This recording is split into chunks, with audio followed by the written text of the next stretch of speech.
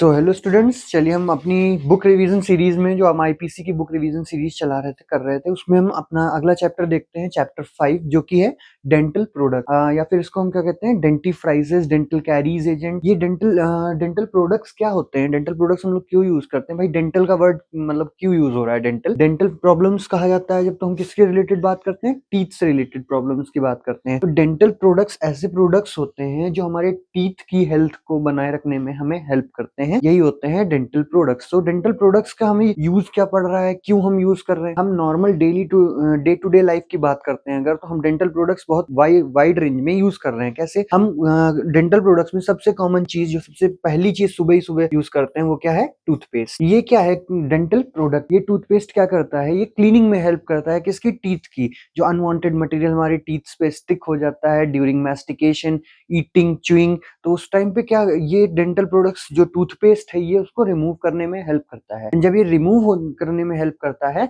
तो हमारे जो टीथ है उनकी हेल्थ मेंटेन रहती है, उन पे कोई भी माइक्रोबियल ग्रोथ नहीं आती, कोई भी येलोनेस नहीं आती है, जिससे कहा जाता है हमारा जो ओरल हाइजीन है वो कैसा है, मेंटेन्ड है और हेल्दी है। ठीक है, तो हम देखेंगे कि अब टॉपिक शुरू करते हैं। अब आजकल के डेट में क्या है, बहुत सारी प्रॉब्लम्स हो रही है टीथ से रिलेटेड, तो उसी लिए इन डेंटल प्रोडक्ट्स का एडवांसमेंट बढ़ता चला जा रहा है। कैसे, देखिए यहाँ पर एक वर्ड लिखा है dental health and hygiene. Dental health and hygiene का मतलब होता है माउथ की जो टीथ की हेल्थ है, जो उसका मेंटेनेंस है हाइजीन का, वो मेंटेन रखना। तो इसके लिए हम क्या यूज कर रहे हैं, डेंटल प्रोडक्ट्स यूज कर रहे हैं। ठीक है, अच्छा किस वजह से ये डेंटल प्रोडक्ट्स यूज हो रहे हैं, उसके कुछ रीजंस हैं। देखिए यहाँ पे जो डेंटल प्रोडक्ट्स हम लोग यूज कर रहे हैं उनके बारे में, पहला तो है क्लीनिंग एजेंट। क्लीनिंग एजेंट का काम क्या होता है, क्लीनिंग एजेंट हमें टीथ को साफ करने में हेल्प करता है। हमारी जो माउथ की ओरल हाइजीन है, जो हम टीथ की हाइजीन को मेंटेन कर रहे हैं वो कर रहे हैं सबसे पहले किसके थ्रू, क्लीनिंग एजेंट के थ्रू। इसमें हम क्या यूज कर सकते हैं, सबसे पहले इसमें हम सबसे पहले जो यूज करते हैं वो है टूथपेस्ट। ठीक है, तो ये क्लीनिंग एजेंट की तरह काम करता है। देन दूसरा है डेंटिफ्राइजेस, एंटी कैरीज एजेंट। कैरीज क्या होती हैं, जैसे जिसको हम दूसरी भाषा में कहते हैं दांत का सड़ जाना या कीड़ा लग जाना, वो होता है एंटी कैरीज। ठीक है, यहाँ पे इसको हम एंटी कैरीज क्यों यूज कर रहे हैं, ड्यू टू कैरीज। कैरीज क्या होता है, microbial growth in teeth. Then अगला हमारा क्या है, देखिए यहाँ पे डिसेंसिटाइजिंग एजेंट, ये हम लोग क्यों यूज कर रहे हैं। फॉर एग्जाम्पल हमारे यहाँ पे क्या हो गया, कैरीज हो गई हमारी टीथ में, तो उसमें क्या ये कैरीज हमें नॉर्मल वर्क करने देंगी हमारी टीथ को, नहीं। क्या कॉज करेंगी, ये पेन कॉज करेंगी, पेन हो सकता है, इसकी वजह से स्वेलिंग हो सकती है। ठीक है, तो इन सब फैक्टर्स को कम करने के लिए हमारे माउथ में हम क्या यूज करते हैं, डिसेंसिटाइजिंग एजेंट्स यूज करते हैं। Then cements and fillers.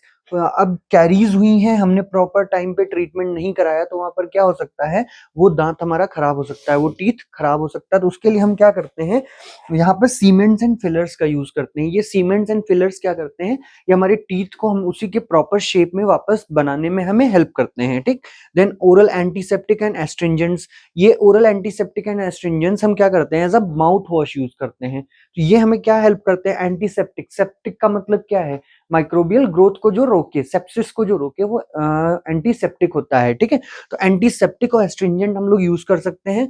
फिर इसके बाद पॉलिशिंग एंड एब्रेसिव एजेंट्स। ऐसे एजेंट जो हमारी टीथ की वाइटनेस को मेंटेन रखते हैं या फिर जो येलोनेस को हटाने में हेल्प करते हैं, उन्हीं को हम क्या कहते हैं, पॉलिशिंग या एब्रेसिव एजेंट्स कहते हैं।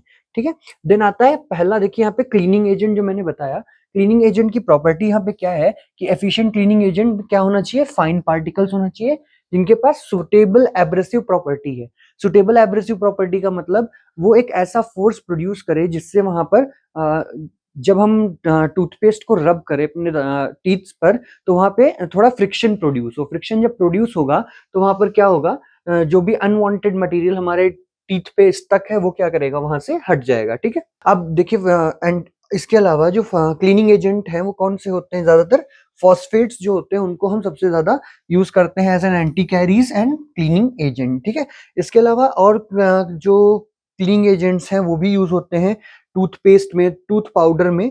ठीक, ये किस नेचर के होते हैं, डाइबेसिक या ट्राइबेसिक कैल्शियम फॉस्फेट के कंपाउंड्स होते हैं या फिर सोडियम मेटाफॉस्फेट है।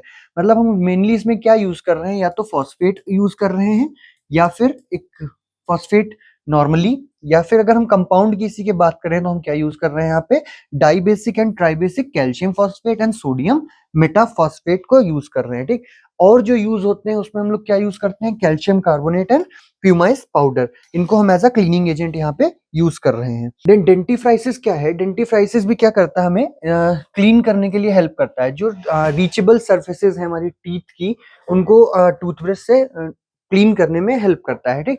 इसका मेन ऑब्जेक्टिव क्या है, टूथब्रश को हेल्प करता है क्लीन करने के लिए टीथ को, ठीक है।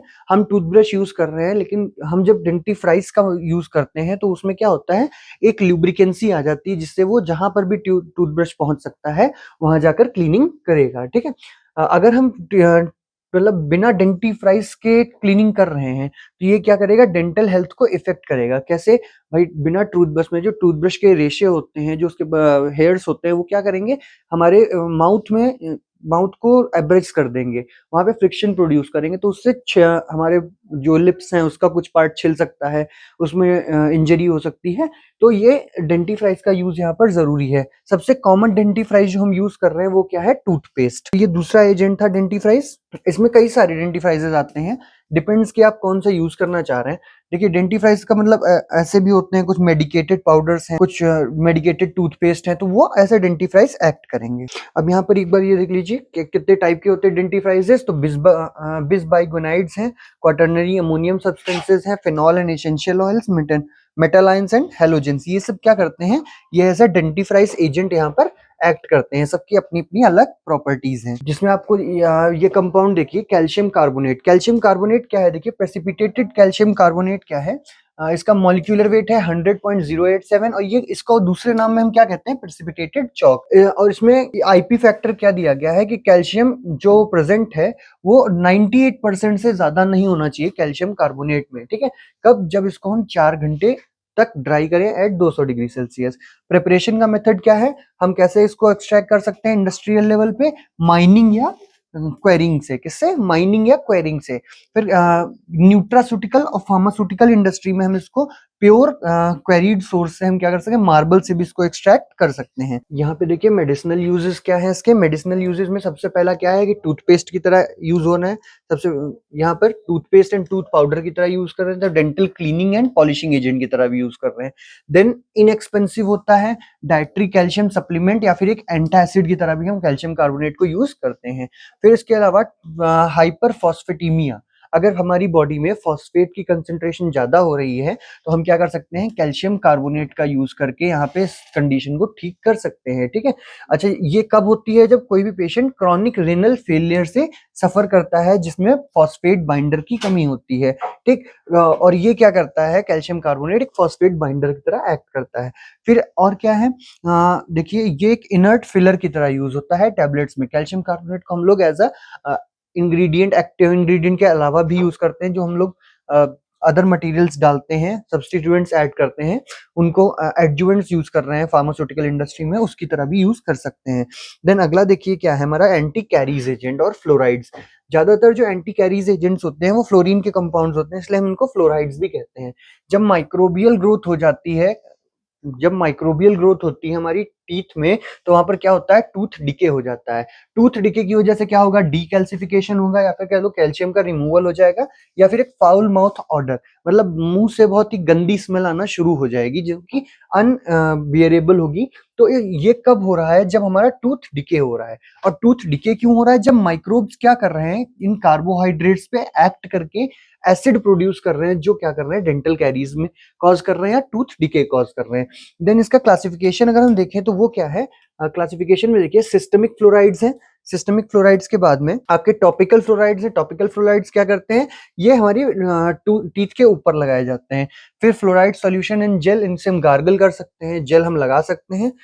फ्लोराइड डेंटिफ्राइजेस, ऐसे डेंटिफ्राइज आते हैं, ऐसे टूथपेस्ट आते हैं मेनली, जिनमें फ्लोराइड कंसेंट्रेशन होती है, तो वो हमें क्या हेल्प करते हैं, हमें यूज करने में हेल्प करते हैं, किसको, इसी को, फ्लोरीन को यूज करने में हेल्प करते हैं फॉर डेंटल कैरीज।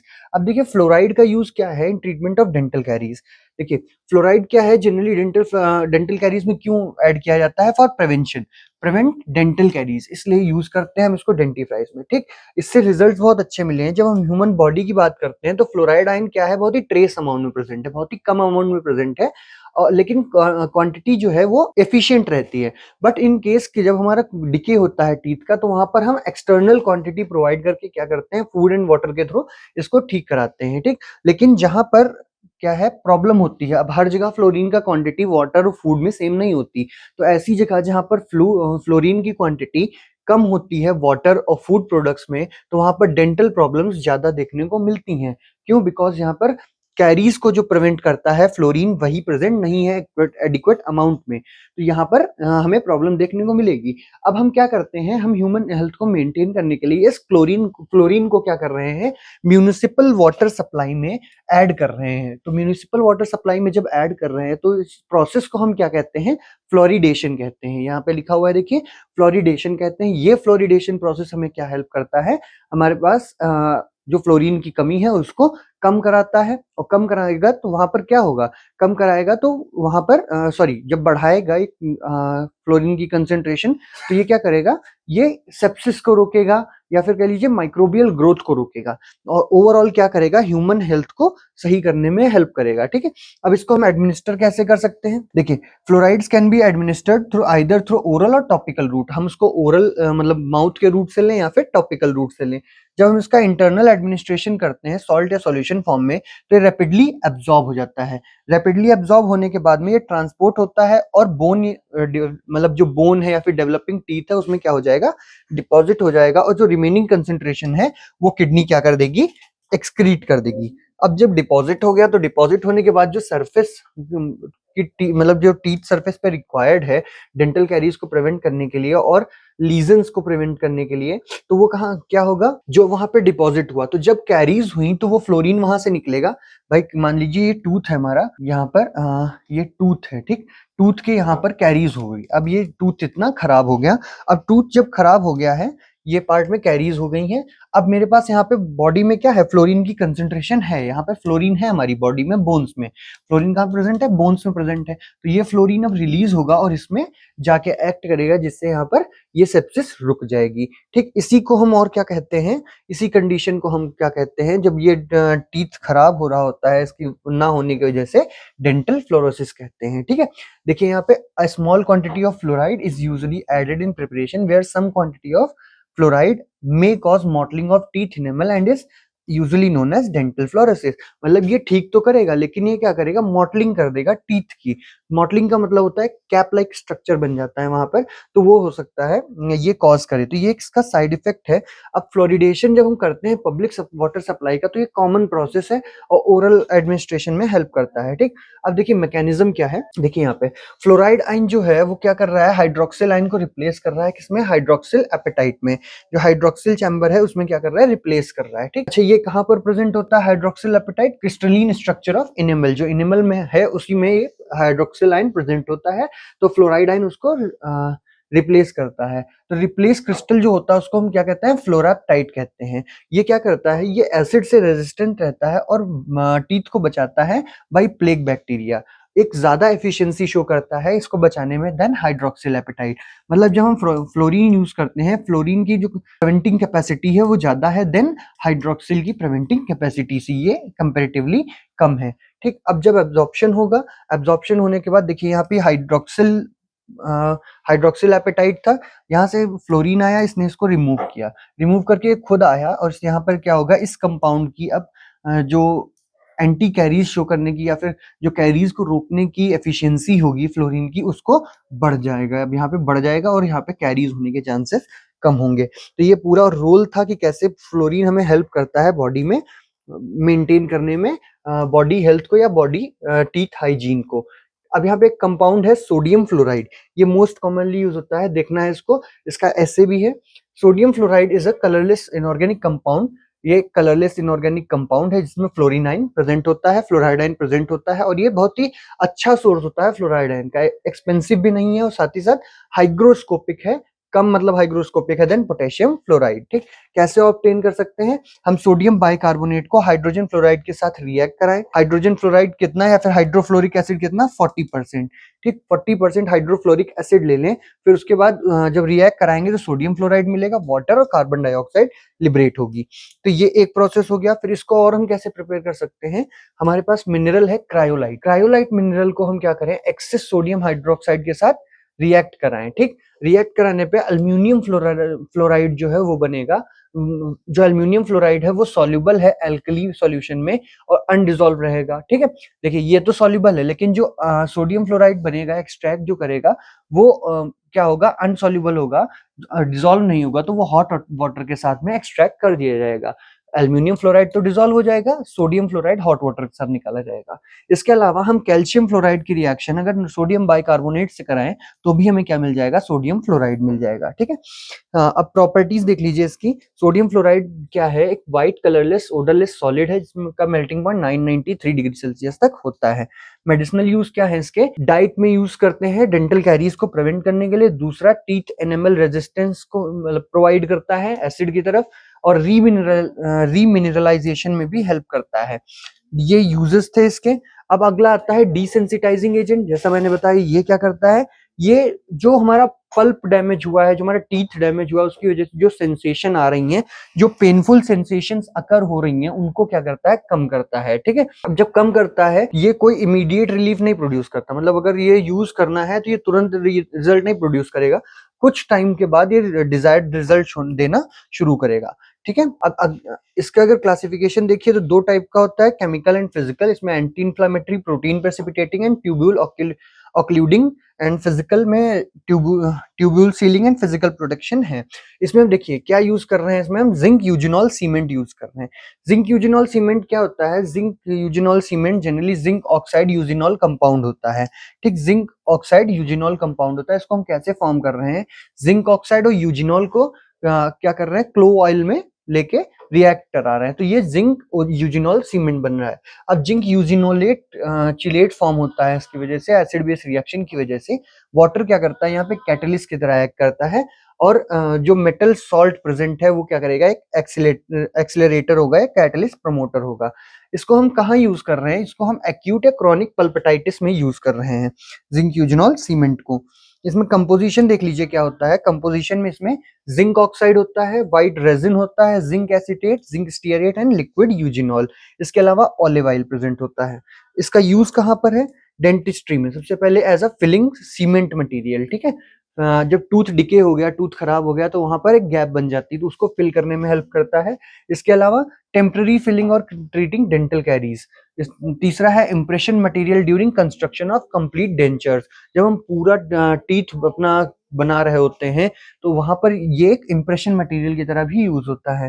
फिर म्यूकोस्टैटिक टेक्निक्स में, फिर इसके अलावा एंटी माइक्रोबियल एडिटिव की तरह भी माउथ पेंट वगैरह में हम इसका यूज करते हैं। Cement and fillers. Cement and fillers भी क्या कर रहे हैं? किसमें हेल्प कर रहे हैं सीमेंट एंड फिलर्स? जो टूथ डिके हुआ है उसका शेप वापस बनाने में। अब आता है ओरल एंटीसेप्टिक एंड एस्ट्रिंजेंट्स। वो एंटीसेप्टिक एजेंट्स क्या करते हैं? ये माइक्रोबियल ग्रोथ को प्रिवेंट करते हैं। तो ये या तो बैक्टीरियोस्टैटिक होते हैं या बैक्टीरियोसाइडल होते हैं। इनको हम क्या करते हैं? ऐसे फॉर्मुलेशंस में यूज करते हैं जैसे कि ओरल कीमोथेराप्यूटिक एजेंट्स हैं। कैसे? बिकॉज ये क्या करते हैं? बहुत ही कम ओरल या सिस्टमिक टॉक्सिसिटी शो करते हैं, वहीं पे हाई माइक्रोबियल रेजिस्टेंस शो करते हैं, और मोस्ट ऑफ देम क्या करते हैं? ब्रॉड एंटी माइक्रोबियल स्पेक्ट्रम रखते हैं। ब्रॉड एंटी माइक्रोबियल स्पेक्ट्रम का मतलब है बहुत ही लार्ज रेंज में ये बैक्टीरिया के ऊपर एक्शन शो करते हैं। तो इसको हम यहाँ पे यूज किस लिए? फॉर प्रिवेंटिंग सेप्सिस या माइक्रोबियल ग्रोथ। ये या तो बैक्टीरियासाइडल एक्टिविटी, मतलब या तो वहां पे किल कर देंगे माइक्रोब्स को, या बैक्टीरियोस्टैटिक एक्टिविटी मतलब ग्रोथ को रोक देंगे माइक्रोब्स की। दो तरीके से ये क्या करते हैं? एक्ट करते हैं। अब पॉलिशिंग एजेंट का काम क्या है? देखिए, पॉलिशिंग एजेंट हमें क्या हेल्प करता है? पॉलिशिंग एजेंट जो हमारी टीथ है उसकी शाइन को इंक्रीज करने में हेल्प करता है, या फिर जो क्लीन्ड एब्रेसिव टीथ है उसकी जो ओवरऑल हेल्थ है उसको मेंटेन करने में हेल्प करता है। ठीक है, ओवरऑल इफेक्ट क्या आता है इससे? Teeth whitening. ठीक, अब टीथ येलोनेस जो हो जाती है उसको हम क्या करते हैं? पॉलिशिंग या एब्रेसिव एजेंट का यूज करके हम उसको रिमूव करते हैं। ठीक है, अब देखिए यहाँ पे पॉलिशिंग एजेंट किस लिए यूज हो रहा है? पॉलिशिंग और abrasive agent are use to remove stained pellicle and plaque. जो टूथ की सरफेस पे प्लेक फॉर्म हो जाता है, जो येलोनेस आ जाती है, वो क्या है यहाँ पर कैसे रिमूव कर रहे हैं? By using these polishing agents. ये एक ओवरव्यू था पूरे चैप्टर 5 का, जो कि हमारा डेंटिफ्राइजेज है। डेंटिफ्राइजेज के बाद अब हम ऐसे जीआईटी सिस्टम पे आएंगे, जो ड्रग्स उसमें यूज हो रही हैं। तो उसमें हम पढ़ेंगे एसिडिफायर्स, एल्कलीफायर्स एंड अदर जो कंपाउंड्स हैं। तो ये टॉपिक आपका यहीं पे खत्म होता है। अब हम अगला टॉपिक पढ़ेंगे। सो स्टूडेंट्स, हमने चैप्टर 4 जो था, चैप्टर 5 था, वो कंप्लीट कर लिया। अब हम चैप्टर 6 पे आए हैं। चैप्टर 6 क्या है हमारा? Gastrointestinal agents. इससे पहले हमने क्या पढ़ा था? डेंटल प्रोडक्ट्स के बारे में पढ़ा था। तो ये डेंटल प्रोडक्ट्स क्या थे? डेंटल प्रोडक्ट्स में क्या हेल्प कर रहे थे? Dental products dental health maintain करने में हेल्प कर रहे थे। अब हम क्या पढ़ने जा रहे हैं? हम पढ़ने जा रहे हैं गैस्ट्रोइंटेस्टाइनल एजेंट्स। गैस्ट्रोइंटेस्टाइनल एजेंट्स मतलब ऐसे एजेंट्स जो किस पे काम कर रहे हैं? जीआईटी पे काम कर रहे हैं। जीआईटी क्या है? गैस्ट्रोइंटेस्टाइनल ट्रैक्ट, मतलब किस पे? स्टमक पे मेनली। ठीक, जो स्टमक पे काम करें, जो इंटेस्टाइन पे काम करें, वो क्या हो गए? गैस्ट्रोइंटेस्टाइनल एजेंट्स हो गए। क्योंकि यहीं पर क्या होता है? मेजर डाइजेशन एंड अब्जॉर्प्शन का प्रोसेस होता है बॉडी का। जो ये पार्ट है जीआईटी का, यहाँ पर देखिए स्टमक क्या कर रहा है? स्टमक में ब्रेक हो रहा है फूड, या फिर कह लो एसिड के साथ रिएक्ट कर रहा है। फिर यहाँ पर जो इंटेस्टाइन है, इंटेस्टाइन में अब्जॉर्प्शन होगा। दोनों का जो नेचर होता है वो अलग होता है। ये एसिडिक एनवायरनमेंट का है, ये क्या है? ये बेसिक एनवायरनमेंट का है। तो ये जब डिफरेंट एनवायरनमेंट है, तो इसके लिए हम अलग अलग ड्रग्स यूज करते हैं, कंपाउंड्स यूज कर सकते हैं। तो यही क्या होते हैं? हमारे गैस्ट्रोइंटेस्टाइनल एजेंट्स होते हैं। गैस्ट्रोइंटेस्टाइनल एजेंट्स वो एजेंट्स जो क्या करते हैं? गैस्ट्रोइंटेस्टाइनल डिसऑर्डर्स को ट्रीट करने में हेल्प करते हैं डिसीज से। वही क्या होते हैं? गैस्ट्रोइंटेस्टाइनल एजेंट्स होते हैं। इसके लिए हम क्या यूज कर सकते हैं? Organic and inorganic compound use कर सकते हैं, मतलब बोथ, दोनों, ऑर्गेनिक कंपाउंड्स भी और इनऑर्गेनिक कंपाउंड्स भी। अब देखिए इनऑर्गेनिक एजेंट्स और ऑर्गेनिक एजेंट्स क्या होते हैं? इनऑर्गेनिक एजेंट्स में ड्रग क्या होता है? एसिड को न्यूट्रलाइज करता है। क्या करता है? न्यूट्रलाइज करता है। और गैस्ट्रिक पीएच को कम करता है, ऑल्टर करता है, जैसे कि एंटा एसिड्स हो गए ये। और क्या करते हैं? ये प्रोटेक्टिव फॉर इंटेस्टाइनल इन्फ्लामेशन, जैसे चारकोल जब हम यूज करते हैं तो वो इंटेस्टाइन की इन्फ्लामेशन को कम करता है। इसके अलावा जो एड्सॉर्बेंट्स है फॉर इंटेस्टाइनल टॉक्सिन्स, जैसे कि केओलिन है, केओलिन को हम एज ए एड्सॉर्बेंट यूज कर सकते हैं। कैथार्टिक और लग्जेटिव क्या करता है? ये हेल्प करता है कॉन्स्टिपेशन रिलेटेड प्रॉब्लम्स को कम करने में। ठीक है, फिर इसी के जो ऑर्गेनिक कंपाउंड्स हैं वो देखिए, ये क्या करते हैं? ये सप्रेस करने में हेल्प करते हैं एसिड सिक्रीशन को, जैसे कि ओमेप्राजोल है, रेबिप्राजोल है, रेनिटिडीन है, सिमिटिडीन है। ये सब क्या करते हैं? ये सप्रेस कराते हैं सिक्रीशन को। ये पूरा फार्माकोलॉजिकल एक्टिविटी शो करते हैं। वहीं पे ये क्या कर रहे हैं? ये देखिए, इसे पीएच जो एनवायरनमेंट है उसको ठीक कर रहे हैं, पीएच को कम कर रहे हैं। कैसे? बाय न्यूट्रलाइजिंग इट, जो एक्सेस एसिड है उसको न्यूट्रलाइज करके। देन यहाँ पर देखिए जो जीआई मूवमेंट के लिए ड्रग्स यूज होती हैं, जो बाउल मूवमेंट हम लोग करा रहे हैं, एब्जॉर्प्शन करा रहे हैं, उसके लिए अलग ड्रग्स आती हैं, जैसे सिनिटाप्राइड है। देन कैथार्टिक एंड लेक्सेटिव भी ऑर्गेनिक एजेंट्स आते हैं, जैसे कि इसबगोल है। ये क्या है? सारे ऑर्गेनिक एजेंट्स हैं। इधर सारे इनऑर्गेनिक दिए हुए हैं। तो दोनों टाइप के एजेंट्स हम यूज कर सकते हैं for treatment of gastric disorders. अब सबसे पहला देखिए जो हम यूज करते हैं वो क्या है? एसिडिफायर्स। एसिडिफायर्स का मतलब क्या है? एसिड। ये क्या है? एसिड से रिलेटेड है। तो जाहिर सी बात है, यहाँ पे हम किसकी बात करने जा रहे हैं? एसिड से रिलेटेड एनवायरनमेंट की बात करने जा रहे हैं। तो ये कहाँ काम करेंगे? मेनली ये काम करेंगे स्टमक में, क्योंकि स्टमक का ये एनवायरनमेंट कैसा होता है? एसिडिक होता है। देन देखिए यहाँ पे क्या है? Drugs that are used to increase metabolic acidosis, मतलब ऐसे ड्रग्स जो बॉडी की मेटाबॉलिक एसिडोसिस, जो या फिर जो एसिडिक इन्वायरमेंट है उसको बढ़ाने में हेल्प करता है। तो उसे हम क्या कहते हैं? एसिडिफायर कहते हैं। ठीक, अब ये एजेंट्स क्या करते हैं? गैस्ट्रोइंटेस्टाइनल ट्रैक्ट की एक्टिविटी में एसिडिटी को बढ़ाते हैं। ठीक, अब इन एजेंट्स को हम यूज कर रहे हैं किस लिए? मेटाबॉलिक एसिडोसिस को इंक्रीज करने के लिए और गैस्ट्रिक एसिड सिक्रीशन को बढ़ाने के लिए। ओवरऑल हमारा एम क्या है? क्या हमें करना है? गैस्ट्रिक एसिड को इंक्रीज करना है, जो स्टमक में एसिड है उसको इंक्रीज करना है, उसके सिक्रीशन को बढ़ाना है। देखिए यहाँ पर दो टाइप के जो एसिडिफायर, मतलब 4 टाइप के एसिडिफायर्स यहाँ पे यूज होते हैं। इनको हमने 4 टाइप्स में क्लासिफाई किया है। वो क्या है? गैस्ट्रिक एसिडिफायर है। ये एजेंट्स क्या करते हैं? ये हेल्प करते हैं। यहाँ पे जो क्लासिफिकेशन है इसमें हम 4 टाइप के एसिडिफायर्स यूज कर रहे हैं। कौन सा? पहला है गैस्ट्रिक एसिडिफायर्स। ये उन पेशेंट्स को हम लोग देते हैं जो एक क्लोरहाइड्रिया या हाइपोक्लोरहाइड्रिया से सफर कर रहे हैं। एक क्लोरहाइड्रिया का मतलब क्या होता है? बॉडी में, स्टमक में जब HCl की कमी हो जाती है, जो स्टमक है उसमें HCl की कमी होती है, तो उसके एसिडिक इन्वायरमेंट में क्या हो जाता है? डिक्रीज आता है, जो एसिडिटी है वो डिक्रीज हो जाती है। तो इसी कंडीशन को हम क्या नाम देते हैं, हाइपोक्लोरहाइड्रिया नाम देते हैं या फिर एक्लोरहाइड्रिया नाम देते हैं। तो गैस्ट्रिक एसिडिफायर्स हम कब देते हैं, ये स्टमक की एसिडिटी को मेंटेन कराने के लिए देते हैं, जब कोई भी पेशेंट किससे सफर कर रहा है, एक्लोरहाइड्रिया से या फिर हाइपोक्लोरहाइड्रिया से। अच्छा, ये जो ड्रग्स हैं ये क्या करते हैं, टेम्पररी इलाज करते हैं, सिर्फ ये एजेंट्स जो हैं ये क्या करते हैं, टेम्पररी ठीक करते हैं। अब देखिए पेशेंट्स को एक्लोरहाइड्रिया क्यों हो सकती है, ड्यू टू क्रॉनिक अल्कोहलिज्म, कोई बहुत ड्रिंक कर रहा है, अल्कोहल कंज्यूम कर रहा है, या फिर ट्यूबरक्लोसिस है, उसको टीबी है, हाइपरथायराइडिज्म है, या फिर ऐसे पर्सन है जिनकी एज 50 से ऊपर हो चुकी है, जिनके अंदर हिस्टामिन रिस्पॉन्स कम हो गया है, तो उनको भी हम क्या कर सकते हैं, ये एसिडिफायर्स दे सकते हैं। देन क्या है, यूरिनरी एसिडिफायर्स। यूरिनरी एसिडिफायर्स किस लिए यूज होते हैं, यूरिन को एसिडिफाई करने के लिए, जिससे कि कुछ सर्टेन यूटीआई डिसऑर्डर्स जो हैं उनको हम ट्रीट कर सकें। जैसे कुछ माइक्रोबियल ग्रोथ अगर हो गई, कुछ प्रॉब्लम आ रही है वहां यूरिनरी ट्रैक में, तो उसको भी हम क्या कर सकते हैं, बाय यूरिनरी एसिडिफायर्स हम क्या कर सकते हैं, ठीक कर सकते हैं। सिस्टमिक एसिडिफायर्स, ये बॉडी में जो अल्कलाइन फ्लूइड प्रेजेंट है, जो बॉडी का अल्कलाइन फ्लूइड है उसको न्यूट्रलाइज करने में हेल्प करता है।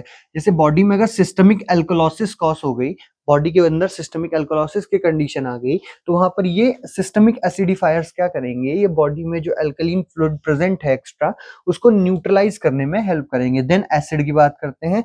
एसिड्स ये क्या करते हैं, ये फार्मास्यूटिकल एड्स की तरह हेल्प करते हैं हमको फॉर सर्टेन ड्रग्स। अब कुछ एग्जांपल देखिए इसके क्या है, जैसे कि अमोनियम क्लोराइड है, डाइल्यूट हाइड्रोक्लोरिक एसिड है, देन फॉस्फोरिक एसिड है, फ्यूमेरिक एसिड है। आपको अमोनियम क्लोराइड पढ़ना है, अमोनियम क्लोराइड आपसे कंपाउंड पूछा जाता है, और ये जनरली आपका पार्ट्स में भी पूछा जा सकता है, और पार्ट्स में पूछे जाने के साथ साथ ये इंडिविजुअल भी आ सकता है।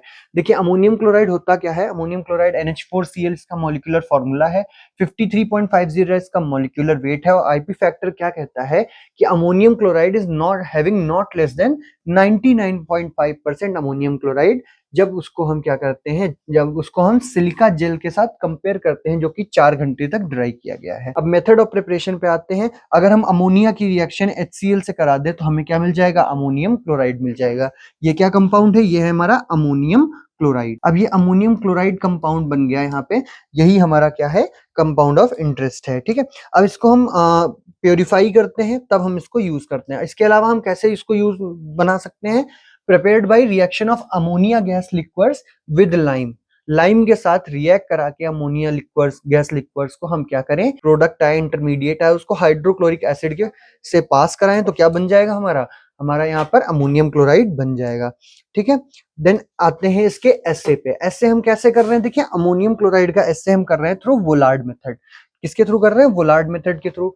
इसमें क्या हो रहा है, देखिए सबसे पहले हम प्रोसीजर देखते हैं। तो 0.2 ग्राम हम क्या कर रहे हैं, 0.2 ग्राम एक्यूरेटली वेट NH4Cl ले रहे हैं, इसको हम 40 ml वाटर में डिसॉल्व कर ले रहे हैं। फिर सॉल्यूशन को हम एसिडिफाई कर रहे हैं by adding 3 ml nitric acid. ठीक, सबसे पहले हमने क्या किया, 0.2 ग्राम, सबसे पहले हमने क्या किया, देखिए यहाँ पे 0.2 ग्राम NH4Cl ले लिया। ठीक, उसको हमने 40 ml वाटर में डिसॉल्व किया। तो पहला स्टेप ये हो गया, दूसरा स्टेप ये हो गया।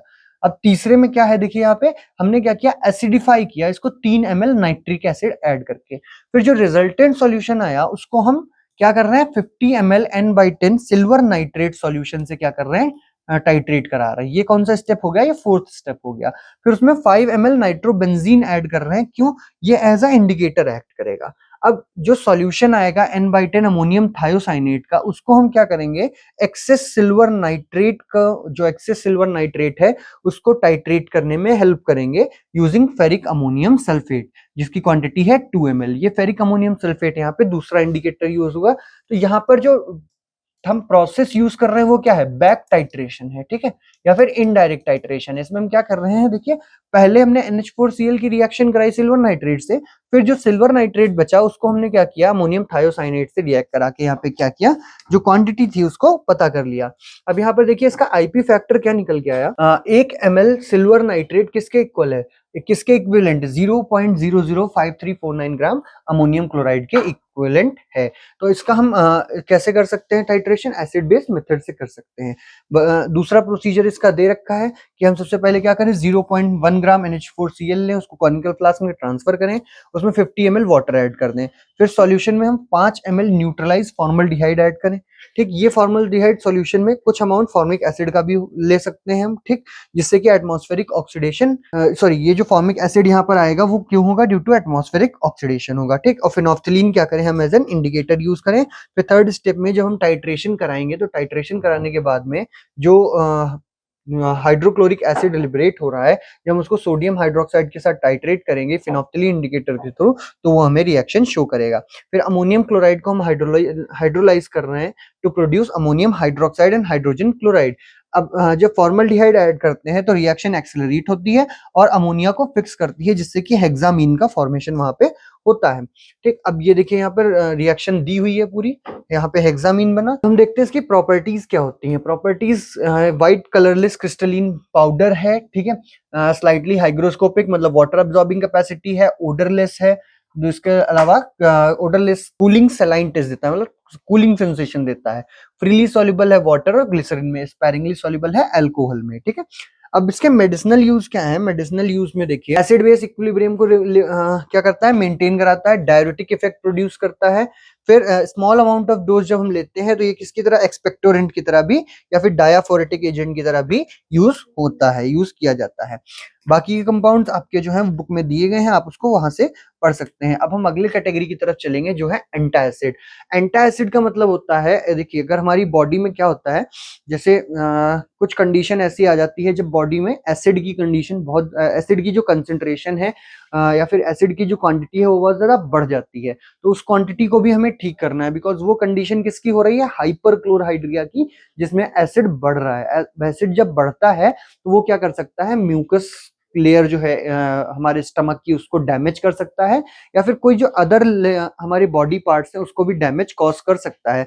और इसके अलावा acidity like problems and gas की प्रॉब्लम्स वहां पे देखने को मिलती हैं। तो हम क्या कर सकते हैं, यहाँ पे एंटासिड्स का यूज करते हैं। तो एंटासिड्स क्या है, देखिए compounds used to neutralise excess amount of acid in stomach are called antacids. ठीक है, अब ये किस एक्सेस ऑफ एसिड क्या कर सकता है, देखिए मैंने बताया, सबसे पहले पेन कॉज करेगा, अल्सरेशन कर सकता है, अल्सर्स मतलब म्यूकस लेयर को डैमेज करके परफोरेशन कर सकता है स्टमक की, पेप्सिन को इनएक्टिवेट करेगा, जो कि प्रोटियोलिटिक एंजाइम रिस्पॉन्सिबल होता है फॉर डाइजेशन। अब स्टमक पीएच जो होता है वो पीएच 1 से पीएच 7 तक रेंज करता है। जब फूड प्रेजेंट होता है तो 7, जब फूड नहीं होता है तो 1। अब जो लो एसिड पीएच प्रेजेंट है, एंडोजेनस हाइड्रोक्लोरिक एसिड, जो कि हमेशा प्रेजेंट रहना चाहिए फिजियोलॉजिकल कंडीशन में।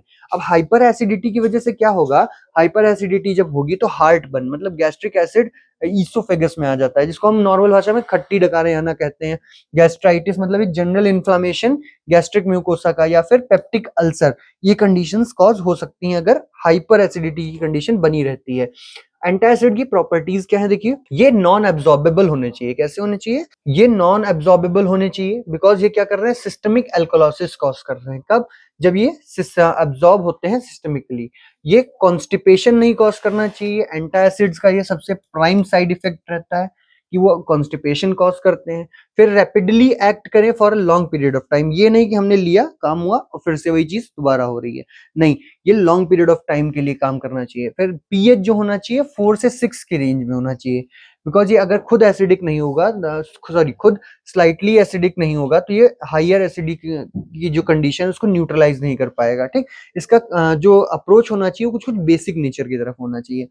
फिर it should not involve a large amount of gas on reacting with gastric hydrochloric acid, जब HCl के साथ रिएक्ट करे तो ज्यादा गैस रिलीज ना हो, पेप्सिन को ना इनिबिट करे, फूड एब्जॉर्प्शन में ना इंटरफेयर करे, या फिर और पैलेटेबल और इनएक्सपेंसिव होना चाहिए। ये कुछ प्रॉपर्टीज हैं एंटासिड्स की जो ज्यादातर यूज किए जाते हैं। अब इसके अलावा देखिए दो टाइप के होते हैं, एक सिस्टमिक एंटासिड, एक नॉन सिस्टमिक एंटासिड। ये सिस्टमिक जो होते हैं वो एब्जॉर्बेबल नहीं होते, और ये किसके कैपेबल होते हैं, सिस्टमिक इलेक्ट्रोलाइटिक अल्टरेशन और एल्कोलाइसिस प्रोड्यूस करते हैं। फिर इसके अलावा नॉन सिस्टमिक एंटासिड्स क्या करते हैं, ये एब्जॉर्ब नहीं होते सिग्निफिकेंट एक्सटेंट तक, और फिर एक सिस्टमिक इफेक्ट एक्सर्ट नहीं करते। ठीक है, अब लिमिटेशंस क्या होती हैं। एंटासिड, देखिए एंटासिड जनरली क्या कर रहा है, ऐसे पेशेंट जिनमें रेनल इम्पेयरमेंट है, मतलब जो किडनी डिसीज से सफर कर रहे हैं, उनको एंटासिड्स नहीं दिए जाते जनरली। क्यों, बिकॉज उनमें एक्सक्रीशन सही से नहीं हो पाता। अब गैस्ट्रिक एब्जॉर्प्शन अगर साइक्लिन एंटीबायोटिक्स का देखें तो कैल्शियम, एल्यूमिनियम या मैग्नीशियम एंटासिड से क्या होते हैं, रिड्यूस हो जाता है। अब एब्जॉर्प्शन जब होता है डाइजॉक्सिन का, एब्जॉर्प्शन जब हम कर रहे हैं डाइजॉक्सिन का, तो सर्टेन ड्रग्स जैसे डाइजॉक्सिन है, आइसोनियाजाइड है, फेनेटोइन है, वारफेरिन है, तो ये ड्रग्स क्या है, ये इनका एब्जॉर्प्शन क्या होगा, रिड्यूस हो जाएगा एल्यूमिनियम हाइड्रोक्साइड एंटासिड्स के प्रेजेंस में। वहीं पे देखिए अब एक्सक्रीशन ऑफ एसिडिक ड्रग्स, कुछ सर्टेन ड्रग्स हैं जो एसिडिक नेचर की होती हैं, तो वो भी क्या होता है, इसके जो एक्सक्रीशन होता है एसिडिक ड्रग का, वो एक्सेलरेट हो जाता है, और यूरिनरी एक्सक्रीशन जो होता है बेसिक ड्रग्स का, वो इनिबिट हो जाता है सिस्टमिक एंटासिड्स की प्रेजेंस में। सो ये कुछ लिमिटेशंस है जो हमें रोकती हैं कि एंटासिड्स नहीं यूज होने चाहिए हमारे कुछ सर्टेन कंडीशंस में। अब सोडियम बाइकार्बोनेट कंपाउंड है जो एंटासिड की तरह यूज होता है। देखिए सोडियम का बाइकार्बोनेट का फॉर्मूला क्या है, NaHCO3। ठीक, मॉलिक्यूलर वेट है 84.01। कितना होना चाहिए, 99% से ज्यादा नहीं होना चाहिए, और एक 99% से कम नहीं होना चाहिए, और 101% से ज्यादा सोडियम बाइकार्बोनेट नहीं होना चाहिए। कैसे प्रिपेयर कर सकते हैं, can be prepared by passing strong brine. Brine क्या है, NaCl। ठीक, with high contents of ammonia through a carbonating tower. हम इसको कार्बोनेटिंग टावर के थ्रू पास करा के क्या कर सकते हैं, यहाँ पे इसको प्रोड्यूस कर सकते हैं। ठीक है, दूसरा, it can also be prepared by treating sodium carbonate crystals with an aqueous solution such as water. उससे भी हम क्या कर सकते हैं, सोडियम बाइकार्बोनेट प्रिपेयर कर सकते हैं। फिर आइए हम इसका एस्से देखते हैं। एस्से हम कैसे कर रहे हैं। 1 ग्राम सोडियम बाइकार्बोनेट हमने सबसे पहले लिया, यहाँ पर पहला स्टेप है 1 ग्राम सोडियम बाइकार्बोनेट लिया, उसको वे किया, वे करने के बाद उसको दूसरे स्टेप में क्या किया, 20 ml वाटर में डिसॉल्व कर लिया। ठीक है, फिर रिजल्टेंट मिक्सचर को हमने 0.5 normal H2SO4 using methyl orange indicator क्या किया, टाइट्रेट कर दिया। तो इससे क्या निकल के आया है, हमारे पास इक्विवेलेंट फैक्टर आया कि each ml of 0.5 normal H2SO4 में कितना प्रेजेंट है, कितना किसके इक्विवेलेंट है, 0.042 ग्राम ऑफ सोडियम बाइकार्बोनेट की ये इक्विवेलेंट है। फिर प्रॉपर्टीज की बात करते हैं, तो sodium bicarbonate odourless white crystalline powder है जो कि slightly alkaline taste. Medicinal properties की बात करते हैं, मेडिसिनल यूज की बात करते हैं, तो मेडिसिनल यूज क्या है, फार्मास्यूटिकल प्रिपरेशंस में यूज होता है, कॉम्बैट सिस्टम एसिडोसिस में यूज होता है, मतलब जब एसिडिक कंडीशंस आती हैं तो एंटासिड की तरह। Preparation of buffer solution, buffer बनाने में हेल्प करता है। फिर local application for Burns, insect bytes and other things, और इस local applicant for Burns and insect की तरह भी यूज कर सकते हैं इसको। ठीक है, एक्वस सॉल्यूशन में मिक्स करके। देन अगला इसमें देखिए क्या है, antacid aluminium hydroxide gel. Aluminium hydroxide gel में क्या है, एल्यूमिनियम की रिएक्शन हम हाइड्रोक्सिल आयन से कराएं तो हमें एल्यूमिनियम हाइड्रोक्साइड मिल जाता है। ये होता क्या है जनरली, AlOH3। इसका मॉलिक्यूलर वेट है 78। इसको हम कहते हैं एल्यूमिनियम हाइड्रोक्साइड। इसका IP फैक्टर है कि 3.5% से कम नहीं और 4.4% से ज्यादा नहीं होना चाहिए एल्यूमिनियम ऑक्साइड, किसमें, एल्यूमिनियम हाइड्रोक्साइड के कंसेंट्रेशन में। इसको हम प्रिपेयर कैसे कर रहे हैं, यहाँ पे देखिए AlCl3 की रिएक्शन हम किससे करा रहे हैं, AlCl3 की रिएक्शन हम करा रहे हैं NH4OH से, अमोनियम हाइड्रोक्साइड से। तो यहाँ क्या बन रहा है, AlOH होल थ्राइस बन रहा है, एल्यूमिनियम हाइड्रोक्साइड, और साथ में क्या बन रहा है, NH4Cl बन रहा है। क्या बन रहा है, NH4Cl अमोनियम क्लोराइड बन रहा है। ठीक है, ये प्रिपरेशन मेथड्स हो गए।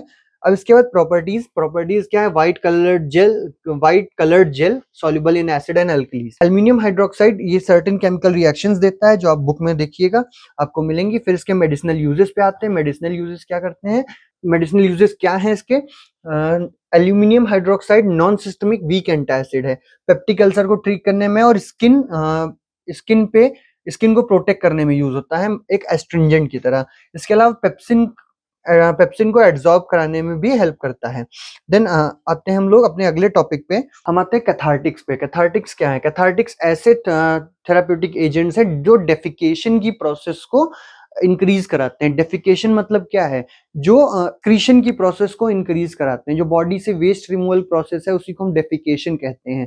तो ये ऐसे एजेंट्स हैं जो डेफिकेशन को इंक्रीज कराते हैं। ठीक है, परगेटिव सिमिलर एजेंट्स हैं लेकिन उनका नेचर क्या है, वो कम अमाउंट में एक्ट करते हैं, कम उनका एक्शन है एज कंपेयर टू कैथार्टिक्स, और लैक्सेटिव से उनका ज्यादा होता है। ठीक है, अब देखिए cathartics are therapeutic agents which facilitate defecation. Defecation मतलब एक्सक्रीशन का प्रोसेस। तो परगेटिव्स क्या है, परगेटिव सिमिलर एजेंट्स है लेकिन उनका नेचर ऑफ एक्शन कंपैरेटिवली कम है एज कंपेयर टू कैथार्टिक्स। वहीं लैक्सेटिव क्या है, माइल्डर फॉर्म ऑफ परगेटिव्स, मतलब इन्हीं का अगला फॉर्म क्या है, परगेटिव है। अब ये सिमिलर थेराप्यूटिक इफेक्ट शो करते हैं लेकिन तीनों का मैकेनिज्म क्या है, डिफरेंट है। ये मेन किस लिए यूज होते हैं? ये यूज होते हैं कॉन्स्टिपेशन के लिए।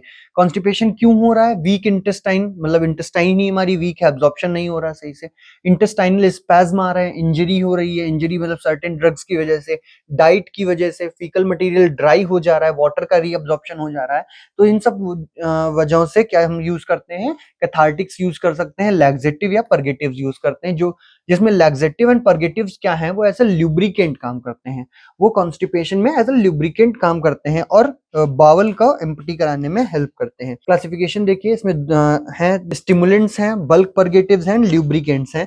ये कुछ टाइप के कैथार्टिक्स हैं जो यूज होते हैं, सलाइन कैथार्टिक्स हैं। अब इसमें एग्जांपल देखिए तो इसमें क्या क्या है? मैग्नीशियम सल्फेट है, सोडियम ऑर्थोफॉस्फेट है, केओलिन है, बेंटोनाइट एंड सोडियम फॉस्फेट है। मैग्नीशियम सल्फेट आपको मेनली इसमें पढ़ना है। मैग्नीशियम सल्फेट को और हम क्या कहते हैं? इप्सम सॉल्ट कहते हैं, ठीक। इप्सम सॉल्ट या फिर बिटर सॉल्ट, और फॉर्मूला क्या है? MgSO4.7H2O। मॉलिक्यूलर वेट है 246.47, ठीक। नेचर में बहुत अच्छे से पाया जाता है। फिर लार्ज अमाउंट मैग्नीशियम सल्फेट का सी वाटर में पाया जाता है, ठीक। इसके अलावा इसकी आईपी फैक्टर क्या है कि मैग्नीशियम सल्फेट का जो कंपाउंड है उसमें 99.0% से ज्यादा मैग्नीशियम सल्फेट नहीं होना चाहिए, मतलब इससे कम नहीं होना चाहिए। मेथड ऑफ प्रिपरेशन की बात करें तो इसमें हम क्या करते हैं? न्यूट्रलाइजेशन रिएक्शन से प्रोड्यूस कर सकते हैं। कैसे? हम क्या करें, इसमें जो डाइल्यूट सल्फ्यूरिक एसिड है उसको मैग्नीशियम के साथ रिएक्ट कराएं, या उसके ऑक्साइड के साथ रिड्यूस कराएं, या कार्बोनेट के साथ रिड्यूस कराएं, और उसको जब रिड्यूस करा के हम प्रोडक्ट बना लें, प्रोडक्ट बनाने के बाद हमारे पास क्या आएगा? मैग्नीशियम सल्फेट आएगा। तो ये मैग्नीशियम सल्फेट जो आया, इसको हम फिल्टर करके निकाल सकते हैं, या फिर अगर कम क्वांटिटी में बना है तो कंसेंट्रेट करके या फिर क्रिस्टलाइज फॉर्म में कन्वर्ट करके इसको ऑब्टेन कर सकते हैं। कुछ मेडिसिनल यूजेस हैं जो आप देख लीजिए यहाँ पे। मेडिसिनल यूजेस क्या है? ये वाइडली यूज होते हैं किसमें? As a purgative. इनका यूज क्या है? As a purgative, oral purgative in dose of 50 to 30 gram. फिर सबक्यूटेनियसली स्पेज्मोलाइटिक एजेंट, हाइपरटेंशन में यूज होता है। फिर इंट्रामस्कुलर भी दिया जाता है for parturition in doses of 10 से 20 ml, ठीक है। देन और किस लिए? एंटी कन्वल्सिव एजेंट की तरह यूज होता है ओरली। इसको हम बायोजेनिक एजेंट की तरह भी यूज करते हैं, और पेरेंटली इसको हम ट्रैंक्विलाइजिंग एजेंट की तरह एक्ट करते हैं, जो सेंट्रल नर्वस सिस्टम पे काम करते हैं, ठीक है। देन आपको जो बाकी कंपाउंड्स हैं वो बुक में यहाँ पे मिल जाएंगे। अब आते हैं हमारे अगले टॉपिक पे, जो कि है एंटी माइक्रोबियल एजेंट्स। तो एंटी माइक्रोबियल एजेंट्स मैंने बताया क्या होते हैं। एंटी माइक्रोबियल एजेंट्स ऐसे एजेंट्स होते हैं जो कि या तो बैक्टीरिया को किल करते हैं या बैक्टीरिया की ग्रोथ को रोकते हैं। तो हमारे पास दो टाइप के यहाँ पे एजेंट्स हैं एंटी माइक्रोबियल में। एक है माइक्रोबायोस्टैटिक एंड एंटी माइक्रोबिसाइडल। माइक्रोबायोस्टैटिक में क्या होगा? ये ग्रोथ को प्रिवेंट करेंगे, मतलब रोक देंगे ग्रोथ। वहीं पे बैक्टीरियोसिडल का क्या होगा? माइक्रोबिसिडल का क्या होगा? ये माइक्रोब्स को किल करते हैं, ठीक है। अब एंटी माइक्रोबियल सब्सटेंस क्या होते हैं? ये जनरली डिसइंफेक्टेंट्स होते हैं जो कि नॉन लिविंग ऑब्जेक्ट्स को क्लीन करने में हेल्प किया जाता है। जैसे हम लोग फिनॉल यूज करते हैं, फिनाइल जनरली यूज करते हैं, लाइजॉल यूज करते हैं। ये सब क्या है? डिसइंफेक्टेंट है, लेकिन इनको हम यहाँ तो यूज नहीं कर सकते। तो एंटी माइक्रोबियल एजेंट्स हमने बनाए जो कि हमें क्या हेल्प कर रहे हैं? इन सर्टेन कंडीशन जो हमारी बॉडी में हो रही है माइक्रोबियल ग्रोथ, उसको रोकने में हेल्प कर सकते हैं। देन क्लासिफिकेशन पे आते हैं, तो इसमें सबसे पहली कैटेगरी क्या है? एंटीसेप्टिक। एंटीसेप्टिक क्या हेल्प कर रहे हैं? देखिए, ये सब्सटेंसेस ऐसे हैं, antiseptics, the substances are used to inhibit microbial growth. ये माइक्रोबियल ग्रोथ को इनहिबिट करते हैं जब हम उनको लिविंग टिश्यू पे अप्लाई कर रहे हैं, ठीक। अब इसका यूज क्यों है? सेप्सिस को प्रिवेंट करने के लिए, पर्टिफैक्शन को और डिके ऑफ डैमेज्ड और एक्सपोज टिश्यू, इनको प्रिवेंट करने के लिए हेल्प करता है। अब ये कैसे हेल्प करते हैं? या ये आइदर मल्टीप्लिकेशन को इनहिबिट करते हैं, या मेटाबॉलिक एक्टिविटीज जो है माइक्रो ऑर्गेनिजम्स की उनको कम करते हैं, या फिर जो पैथोजेनिक माइक्रोब्स हैं उनको किल करते हैं, ठीक है। आइडियल एंटीसेप्टिक एजेंट की कंडीशन क्या है? It should be effective against bacteria, spores, fungi, viruses और एनी अदर इन्फेक्टिव एजेंट्स। इन सब चीजों के लिए क्या होना चाहिए? इफेक्टिव होना चाहिए। कैसे? बैक्टीरिया तो भाई मेनली माइक्रोब, स्पोर्स, स्पोर्स मतलब जो बैक्टीरिया के रह जा रहे हैं पार्ट्स, कुछ वो जो डिकी मतलब मरने के बाद वो अपना कुछ डीएनए मटेरियल छोड़ रहा है उसको भी किल करे। फिर फंगी, वायरसेस, इनको भी ठीक करने में हेल्प करे, ठीक। They must be applied on almost all body tissues, पूरी बॉडी पे अप्लाई किए जा सकते हैं। फिर डिसइंफेक्टेंट दूसरी कैटेगरी है। डिसइंफेक्टेंट के बाद जर्मीसाइड्स है, बैक्टीरियोस्टैटिक एजेंट्स हैं, सैनिटाइजर्स हैं, ये सब हम यूज कर सकते हैं।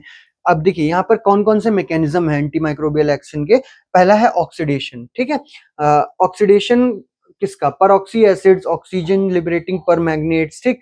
तो जो माइक्रोब्स होते हैं उनके अंदर क्या होता है, प्रोटीन्स, एंजाइम्स होते हैं। तो ये क्या करें, एंटी माइक्रोबियल एजेंट्स उनका ऑक्सीडेशन करा दें। ऑक्सीड जैसे यहाँ पर देखिए, ये प्रोटीन का स्ट्रक्चर है, ठीक है, ये प्रोटीन है। तो प्रोटीन यहाँ पर क्या कर रहा है, देखिए ये जो है यहाँ पर प्रोटीन का स्ट्रक्चर है। प्रोटीन का स्ट्रक्चर जब हमने क्या किया, यहाँ पे इसका ऑक्सीडेशन करा दिया तो इसका स्ट्रक्चर ऑल्टर हो गया, चेंज हो गया। तो अब ये क्या करेगा, ये उतना अच्छा वहां पे अपना एक्शन नहीं शो कर पाएगा जैसे कर रहा था। ठीक, इसके अलावा हेलोजिनेशन है, कंपाउंड को हेलोजिनेट कर दे। प्रोटीन स्ट्रक्चर है, उसमें हमने क्या किया, हेलोजिनेशन करा दिया, तो वहां पे क्लोरीन ऐड हो गया किसी भी कंपाउंड की जगह। तो अब प्रोटीन का स्ट्रक्चर चेंज हो गया, तो वो एक्शन नहीं शो किया। फिर प्रोटीन प्रेसिपिटेट करा दे, प्रोटीन्स जो है हमारे उसको प्रेसिपिटेट करा दे माइक्रोब्स के, तो उससे भी ये काम नहीं होगा, मतलब माइक्रोबियल ग्रोथ नहीं होगी। कौन से कंपाउंड्स यूज होते हैं, देखिए यहाँ पे कंपाउंड्स यूज जो हो रहे हैं उसमें है पोटेशियम परमैंगनेट। पोटेशियम परमैंगनेट में हम कॉन्डीज क्रिस्टल भी कहते हैं। क्या कहते हैं इसको, कॉन्डीज क्रिस्टल। कैसे प्रिपेयर कर रहे हैं, KOH की रिएक्शन मैग्नीज ऑक्साइड और पोटेशियम पर क्लोराइड से करा रहे हैं। तो यहाँ पर क्या बनेगा, K2MnO4 बनेगा और KCl और 3H2O बनेगा, ठीक है, लार्ज स्केल प्रिपरेशन है। फिर उसके बाद हम मैग्नीज डाइऑक्साइड से करा सकते हैं रिएक्शन, ऑक्सीडेशन कराएं इसका, तो हमें क्या मिलेगा, KMnO4 मिल जाएगा, K2MnO4 मिल जाएगा। अब देखिए यहाँ पर इसका फॉर्मूला दिया हुआ है KMnO4, पोटेशियम परमैंगनेट, तो हम इसको यहाँ पे प्रिपेयर कर सकते हैं। यहाँ पर देखिए तीसरी रिएक्शन जो है, मतलब फर्दर इसको जब रिएक्ट कराएंगे तो हम कार्बन डाइऑक्साइड से ट्रीट करा रहे हैं, तो हमें KMnO4 मिल जा रहा है। ये कुछ प्रॉपर्टीज हैं सर्टेन जो इसकी स्पेसिफिक होती है। इसकी मेडिसिनल यूज देखिए, मेडिसिनल यूज क्या है, पोटेशियम परमैंगनेट को हम एंटीसेप्टिक की तरह यूज करते हैं in mouthwash, treatment of urethritis, oxidise, ये क्या करता है, प्रोटीन को ऑक्सीडाइज करता है और अदर बायो ऑर्गेनिक सब्सटेंसेस को भी ऑक्सीडाइज करता है। ये क्या करता है, पॉइजन के इफेक्ट को भी कम करता है और डिसइंफेक्टेंट और डिओड्रेंट में भी यूज किया जाता है। अदर जो यूज है वो आपको यहाँ पे देखने को मिल जाएंगे। अब आपको बोरिक एसिड का जो कंपाउंड पढ़ना है, बोरिक एसिड जो अदर कंपाउंड्स हैं, जैसे मतलब जो मैं बता रहा हूँ, बोरिक एसिड है, हाइड्रोजन परऑक्साइड है, ये भी एंटी माइक्रोबियल एजेंट्स की तरह यूज होते हैं। और ये भी आपको जिसमें बुक में मिलेंगे, जिसमें आपको जो मेन कंपाउंड अभी एक पढ़ना है वो क्या है, हाइड्रोजन परऑक्साइड है। हाइड्रोजन परऑक्साइड क्या है, देखिए यहाँ पे H2O2। H2O2 इसका मॉलिक्यूलर वेट है 34, सिंपलेस्ट स्टेबल परऑक्साइड है, ठीक है, वीक एसिड है जिसका पावरफुल ब्लीचिंग एक्शन होता है। यह उसके अलावा ये स्ट्रॉन्ग ऑक्सीडाइजिंग एजेंट है, किसके साथ, हाईली रिएक्टिव ऑक्सीजन स्पीशीज के साथ। ये जनरली परऑक्सीडाइज एंजाइम जो प्रेजेंट है उसको क्या करता है, डिकम्पोज करता है एट ऑल कंसेंट्रेशन। अब हम आगे देखते हैं इसका प्रिपरेशन कैसे करते हैं। जब हम H2SO4 की इलेक्ट्रोलिसिस कराते हैं तो वहां से हमें क्या मिलता है, प्री डाई सल्फ्यूरिक एसिड मिलता है। तो प्री डाई सल्फ्यूरिक एसिड को जब हम फर्दर रिड्यूस कराएंगे तो हमें क्या मिल रहा है, सल्फ्यूरिक एसिड मिल रहा है। सल्फ्यूरिक एसिड जो मिला, इसी को फर्दर हम जब रिएक्ट कराएंगे तो यहाँ पर साथ में क्या मिलेगा, हमें H2O2 हाइड्रोजन परऑक्साइड भी मिलेगा एज अ बाई प्रोडक्ट। दूसरा तरीका क्या है, हम बेरियम का यूज करें। बेरियम जो बेरियम की परऑक्साइड है उसको हम फॉस्फोरिक एसिड के साथ डिकम्पोज कराएं का पैसेज ऑफ कार्बन डाइऑक्साइड के साथ, तो हमें यहाँ पर H2O2 मिल जाएगा, ठीक। फिर इसके हम ऐसे देख लेते हैं, ऐसे क्या है, देखिए हाइड्रोजन परऑक्साइड और एसिडिफाइड पोटेशियम मैग्नेट जो है वो दोनों क्या है, ऑक्सीडाइजिंग एजेंट है और एक दूसरे को रिड्यूस करते हैं और गैसियस ऑक्सीजन लिबरेट करते हैं। तो पोटेशियम पर मैग्नेट सॉल्यूशन जो है वो रिड्यूस करेगा और डी कलर करेगा हाइड्रोजन परऑक्साइड को। अब एक्स्ट्रा जो होगी KMnO4 की ड्रॉप, वो पिंक कलर प्रोड्यूस करेगी जो कि एंड पॉइंट होगा, ठीक। अब मेथड देखिए क्या है, हम सबसे पहले क्या कर रहे हैं, यहाँ पे 10 ml सैंपल ले रहे हैं 250 ml प्योरीफाइड वाटर का वॉल्यूमेट्रिक फ्लास्क में। फिर 10 ml 5 नॉर्मल सल्फ्यूरिक एसिड ले रहे हैं, उसको 25 ml जैसे कि अबव जो हमने सॉल्यूशन बनाया उसमें ऐड कर दे रहे हैं। फिर रिजल्टेंट सॉल्यूशन को हम 0.1 नॉर्मल पोटेशियम पर मैग्नेट सॉल्यूशन से टाइट्रेट करा रहे हैं जब तक एक फेंट पिंक कलर हमें नहीं मिल जा रहा है। इक्विवेलेंट फैक्टर क्या निकल के आ रहा है वो हम नोट करेंगे कि कैलकुलेट करेंगे। 0.1 नॉर्मल मतलब 1 ml 0.1 नॉर्मल KMnO4 में कितना प्रेजेंट है, कितना प्रेजेंट होना चाहिए, 0.001701 ग्राम हाइड्रोजन परऑक्साइड होना चाहिए, ठीक है। ये था प्रोसीजर इसका ऐसे का। अब इसके मेडिसिनल यूज देखते हैं। तो ये किस लिए यूज होता है, डिसइंफेक्टेंट, एंटी इन्फेक्टिव और डिओड्रेंट में यूज होता है, ठीक। इसके अलावा एंटी माइक्रोबियल एक्शन होता है, तो ये ऑर्गेनिक मैटर को रिड्यूस कराने में हेल्प करता है। माइल्ड ऑक्सीडाइजिंग एंटीसेप्टिक की तरह भी यूज होता है, जिसमें ये Escherichia coli, Staphylococcus aureus, typhoid bacilli इन बैक्टीरियाज पे भी एक्ट करता है। इसके अलावा डिओड्रेंट गार्गल्स में यूज होता है और एक्यूट स्टोमेटाइटिस की कंडीशन में भी माउथ वॉश की तरह यूज किया जाता है। फिर सेप्टिक सॉकेट्स और रूट कैनाल में भी रूट कैनाल ट्रीटमेंट में यूज होता है। इसके अलावा ईयर ड्रॉप्स में यूज किया जाता है। तो ये कुछ मेडिसिनल यूजेस थे हाइड्रोजन परऑक्साइड। जो अदर कंपाउंड्स है जैसे क्लोरीनेटेड लाइम है, तो ये आपको बुक में मिल जाएंगे। स्टूडेंट्स, ये हमारा चैप्टर 6 था। चैप्टर 6 के जो मेन टॉपिक्स थे वो यहाँ पे कवर हो गए हैं। अब हमारे पास चैप्टर 7 और 8 है जो हम इसमें पढ़ेंगे। मतलब इसके बाद हम यूनिट 4 और 5 कवर करने वाले हैं, जिसमें ये टॉपिक्स हमारे क्या है, कवर हो गए हैं। अगर आपको नहीं समझ में आ रहा तो आप इसको, मैं फिर बता रहा हूँ, आप कमेंट सेक्शन में मुझे बताइए, मैं आपको इसके सॉल्यूशंस अवेलेबल कराऊंगा। सो स्टूडेंट्स, हम अपना शुरू करने जा रहे हैं अब एक नया चैप्टर। हमने अभी तक 6 चैप्टर अपनी सीरीज के कंप्लीट कर लिए हैं। हमारे पास टोटल 8 चैप्टर्स हैं। हम अगला शुरू करने जा रहे हैं जो कि है मिसलेनियस कंपाउंड्स। अभी तक हमने जो भी कंपाउंड्स पढ़े वो पर्टिकुलर यूज कर किए जा रहे थे। ये भी पर्टिकुलरली ही यूज होते हैं, ऐसा इसमें कोई ये नहीं है कि ओवरऑल बॉडी पे यूज होंगे, ऐसा नहीं है। ये भी पर्टिकुलर सर्टेन कंडीशंस के लिए यूज होते हैं, कि इनको हम मिसलेनियस कंपाउंड कहते हैं, क्योंकि बहुत सारे टाइप्स के हैं जो कि फार्मास्यूटिकल यूज रखते हैं, फार्माकोलॉजिकल यूज रखते हैं, लेकिन इतना मतलब एट रैंडम सिचुएशन से इनको यूज किया जाता है। देखिए, अब पहला जो हमें मिसलेनियस कंपाउंड्स पढ़ने हैं उसमें हमारा एक्सपेक्टोरेंट है, एमेटिक्स है, हेमाटेनिक्स है, एंटीडोट्स है, एस्ट्रिंजेंट्स हैं, और जो बाकी के हैं इनको हम किसके अंडर कैटेगराइज करते हैं, इनको हम मिसलेनियस इनऑर्गेनिक फार्मास्यूटिकल एजेंट्स के अंडर कैटेगराइज करते हैं। अब आते हैं इनके डेफिनेशंस के ऊपर। एक्सपेक्टोरेंट क्या है? ये एक थेराप्यूटिक एजेंट है जो म्यूकस को बाहर निकालने में, सेल डेब्रिस को निकालने में और फॉरेन पार्टिकल्स को रेस्पिरेटरी ट्रैक से बाहर निकालने में हेल्प करता है। उसे ही हम कहते हैं एक्सपेक्टोरेंट। एक्सपेक्टोरेंट का मतलब होता है एक ऐसा सब्सटेंस जो हम, अगर खांसी आती है, खांसी के थ्रू क्या हो रहा होता है, यहाँ पे जो भी फॉरेन पार्टिकल्स हैं, जो भी म्यूकस है, या फिर जो भी सेल डेब्रिस है, जो डेड सेल की बॉडी है, ये सब अगर रिमूव करनी है हमको हमारी बॉडी को, तो वो क्या करती है, वो कफ प्रोड्यूस करती है। तो एक्सपेक्टोरेंट क्या है? एक एक्सपेक्टोरेंट ऐसा सब्सटेंस है जो उस कफ को ना लाके, उस खांसी को ना करा के हमें हेल्प करता है कि म्यूकस भी एक्सपेल हो जाए, सेल डेब्रिस भी हट जाए और फॉरेन पार्टिकल्स भी रेस्पिरेटरी ट्रैक से बाहर चले जाएं। ऐसी ही एक एग्जांपल है गुआफेंसिन का, एक एग्जांपल है एक्सपेक्टोरेंट का गुआफेंसिन। तो ये क्या कर रहा है बेसिकली? एक्सपेक्टोरेंट हमें हेल्प कर रहा है कि हम जो भी हमारी बॉडी में सेल डेब्रिस है, फॉरेन पार्टिकल्स है, उनको निकाल सके। अब एमेटिक क्या है? एमेटिक एक ऐसा थेराप्यूटिक एजेंट है, it is a therapeutic preparation जो कि इंड्यूस करता है एमिसिस। एमिसिस का मतलब क्या होता है? एमिसिस इंड्यूस करने वाले एजेंट्स को हम एमेटिक्स कहते हैं। एमिसिस मतलब होता है वॉमिटिंग। तो ऐसे एजेंट्स जो वॉमिटिंग इंड्यूस करते हैं उनको हम क्या कहते हैं? एमेटिक कहते हैं। ठीक है। जैसे कि आईपी कैक है, आईपी कैकोहाना का अगर हम सिरप लेते हैं तो वो किसकी तरह एक्ट करता है? एज अ एमेटिक एक्ट करता है। ये एजेंट जनरली क्या करते हैं, देखो, जैसे अगर हम कोई टॉक्सिक सब्सटेंस को बॉडी में इंजेस्ट कर लेते हैं, खा लेते हैं, या फिर उसको कंज्यूम कर लेते हैं, या थ्रू एनी सोर्स वो चला जाता है, तो बॉडी का जो सेंटर है जो रेगुलेट कर रहा है इसे, वो जज करेगा कि ये पर्टिकुलर चीज हमारे लिए नुकसानदेह है, तो वो क्या करेगा? वो उसको एक्सपेल करने की कोशिश करेगा। तो एक्सपेल करने के लिए अब दो तरीके हैं, या तो वो एक्सक्रीशन कराए, बॉडी से कोई चीज हटाने के दो तरीके हैं, या तो वो एक्सक्रीशन कराए जिसमें फिर बहुत लंबा प्रोसेस जाएगा, तो लेकिन इसका क्या होना है, इमीडिएट बाहर निकालना है इसको। तो बॉडी क्या करेगी? बॉडी वॉमिटिंग इंड्यूस कराएगी। वॉमिटिंग इंड्यूस कराएगी तो थ्रू ओरल रूट ही वो मटेरियल वापस से एक्सपेल आउट हो जाएगा। ये जनरली किस लिए यूज होता है?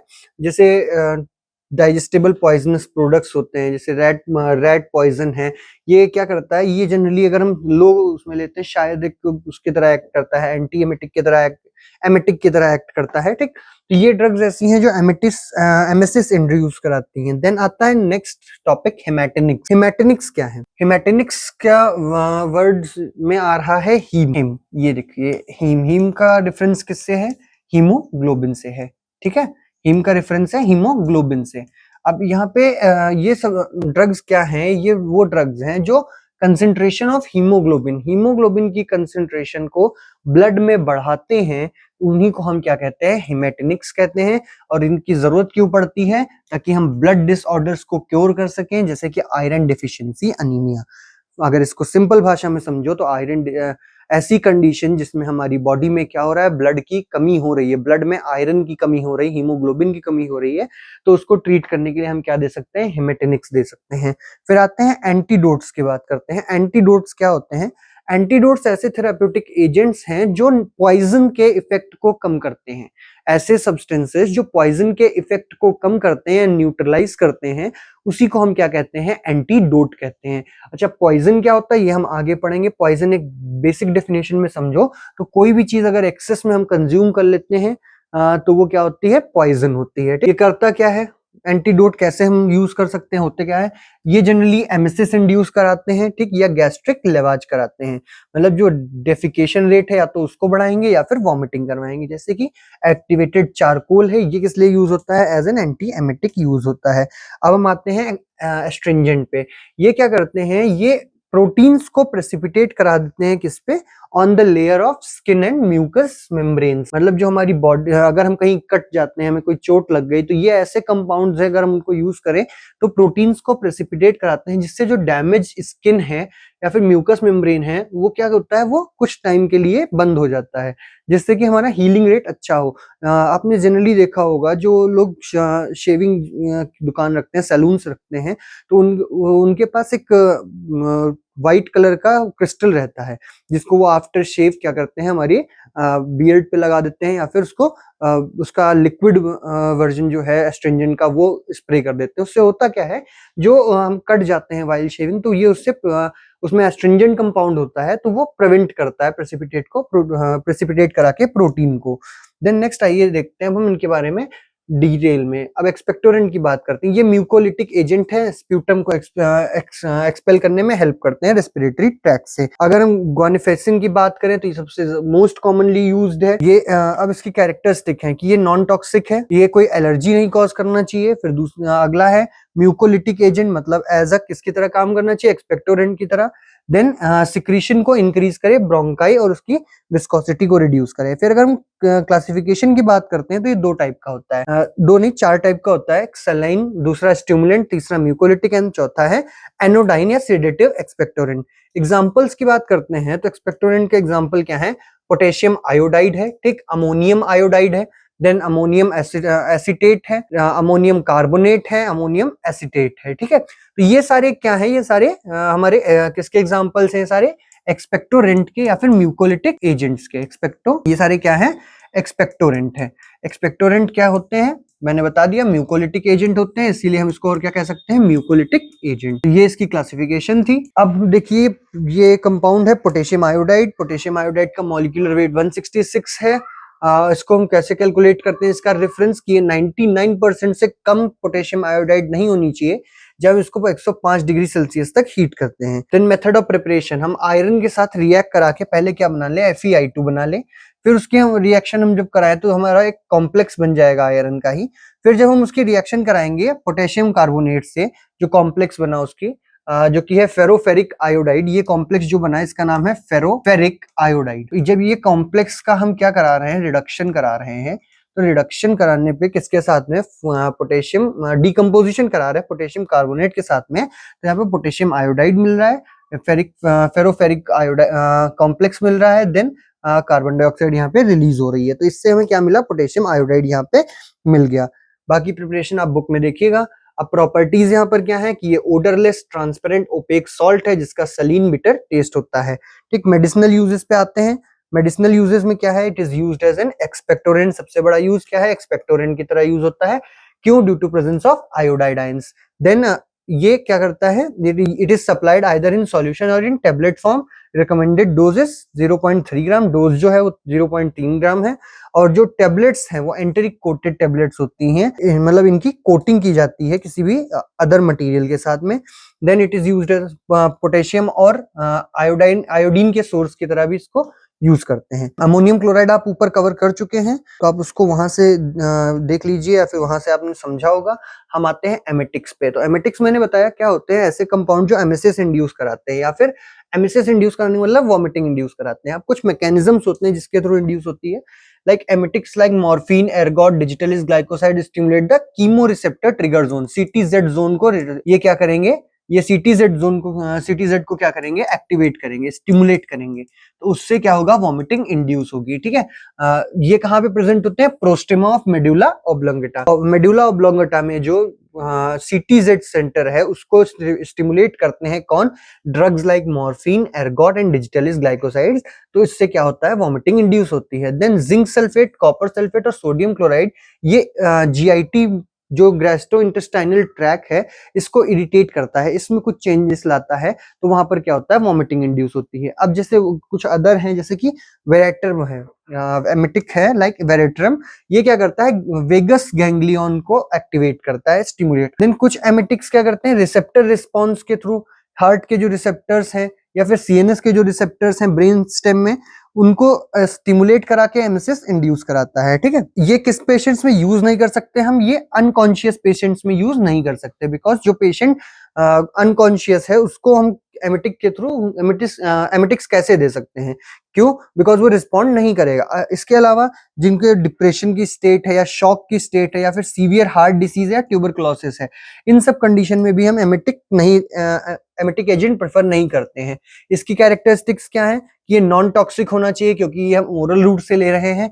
देन नॉन इंटरैक्टिव होना चाहिए अदर ड्रग्स के साथ, अगर कोई और ड्रग ले रहे हैं तो उसके साथ इंटरेक्शन शो नहीं करना चाहिए।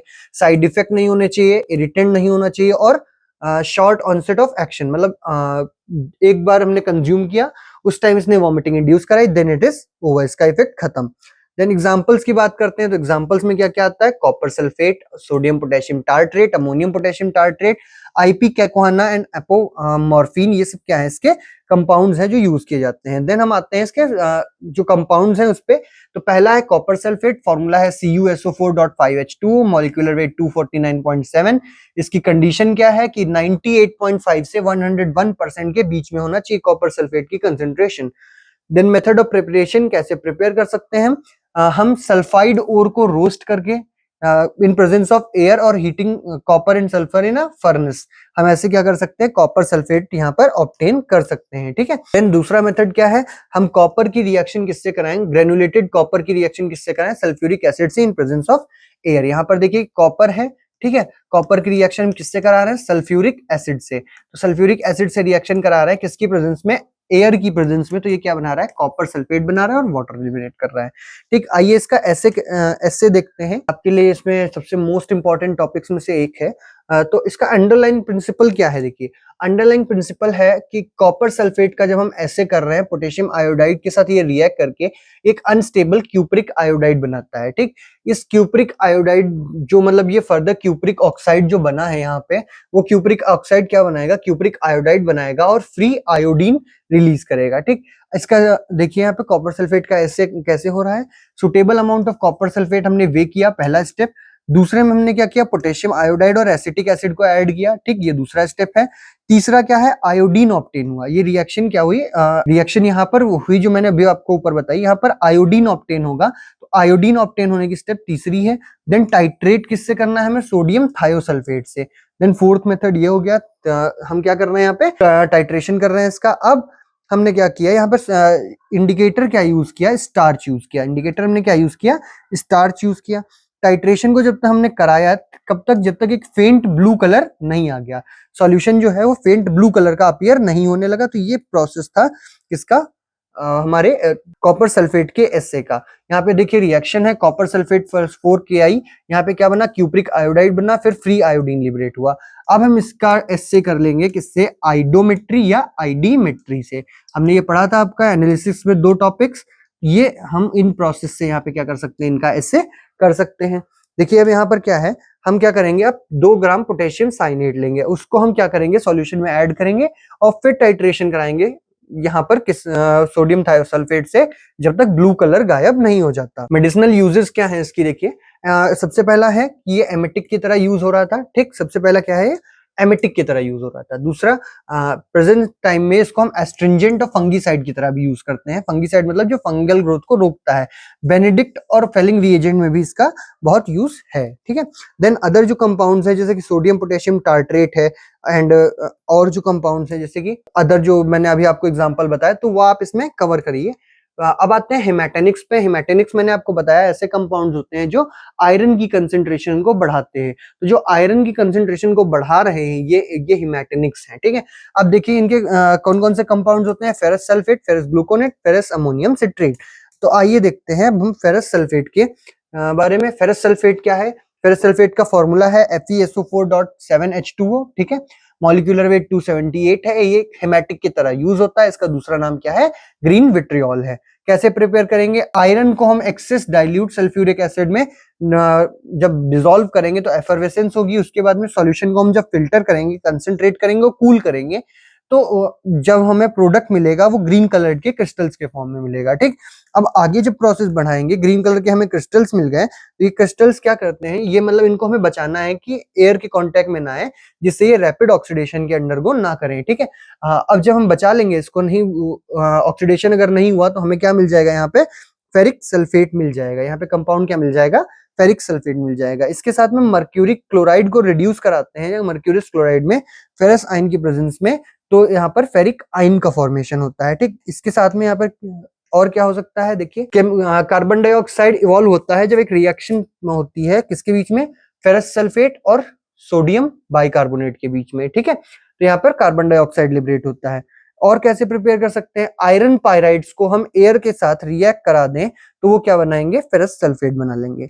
आइए इसका एसे देखते हैं। हम एसे कैसे कर रहे हैं? सबसे पहले हम इसको रिडॉक्स रिएक्शन के थ्रू एसे करते हैं, ठीक, जिसमें हम N/10 पोटेशियम परमैंगनेट सॉल्यूशन का यूज करते हैं, डाइल्यूट H2SO4 के साथ उसको रिएक्ट कराते हैं। स्टेप्स क्या है? 1 ग्राम फेरस सल्फेट लिया, उसको वे किया और डिसॉल्व किया 20 ml डाइल्यूट H2SO4 में। फिर रिजल्टेंट सॉल्यूशन जो आया उसको 0.1 नॉर्मल KMnO4 से हमने क्या किया? टाइट्रेट कर लिया। अब जो ये रिएक्शन देख रहे हैं, ये रिएक्शन ही होगी उस पर्टिकुलर जो भी हम बीकर ले रहे हैं उसमें, कि फेरस सल्फेट KMnO4 और H2SO4 के साथ रिएक्ट करके potassium sulphate, manganese sulphate, ferrous sulphate और वाटर लिबरेट करेगा, ठीक। अब इसका आईपी फैक्टर क्या निकल के आया है? 1N/10 या फिर 0.1 नॉर्मल KMnO4 किसके इक्विवेलेंट है? 0.0291 ग्राम फेरस सल्फेट के इक्विवेलेंट है, ठीक। ये क्या है? ये ऐसे है किसका? फेरस सल्फेट का। अगला प्रोसीजर देखिए क्या है इसका। हमने क्या किया? अगले प्रोसीजर में 1 ग्राम फेरस सल्फेट लिया, उसको वे किया, ठीक है। ये दूसरा प्रोसीजर है। 1 ग्राम ने फेरस सल्फेट लिया, उसको एक कॉनिकल फ्लास्क में लेके 30 ml वाटर ऐड किया, 20 ml डाइल्यूट सल्फ्यूरिक एसिड, तो वहां पर क्या बनेगा? फेरस सल्फेट मिलेगा हमको। रिजल्टेंट सॉल्यूशन को हमने 0.1 molar ceric ammonium nitrate solution से टाइट्रेट किया using ferroin sulphate as an indicator. तो अब जो टाइट्रेशन को हमने कंटिन्यू किया, कब तक? जब तक red colour light blue colour में चेंज नहीं हो जाता।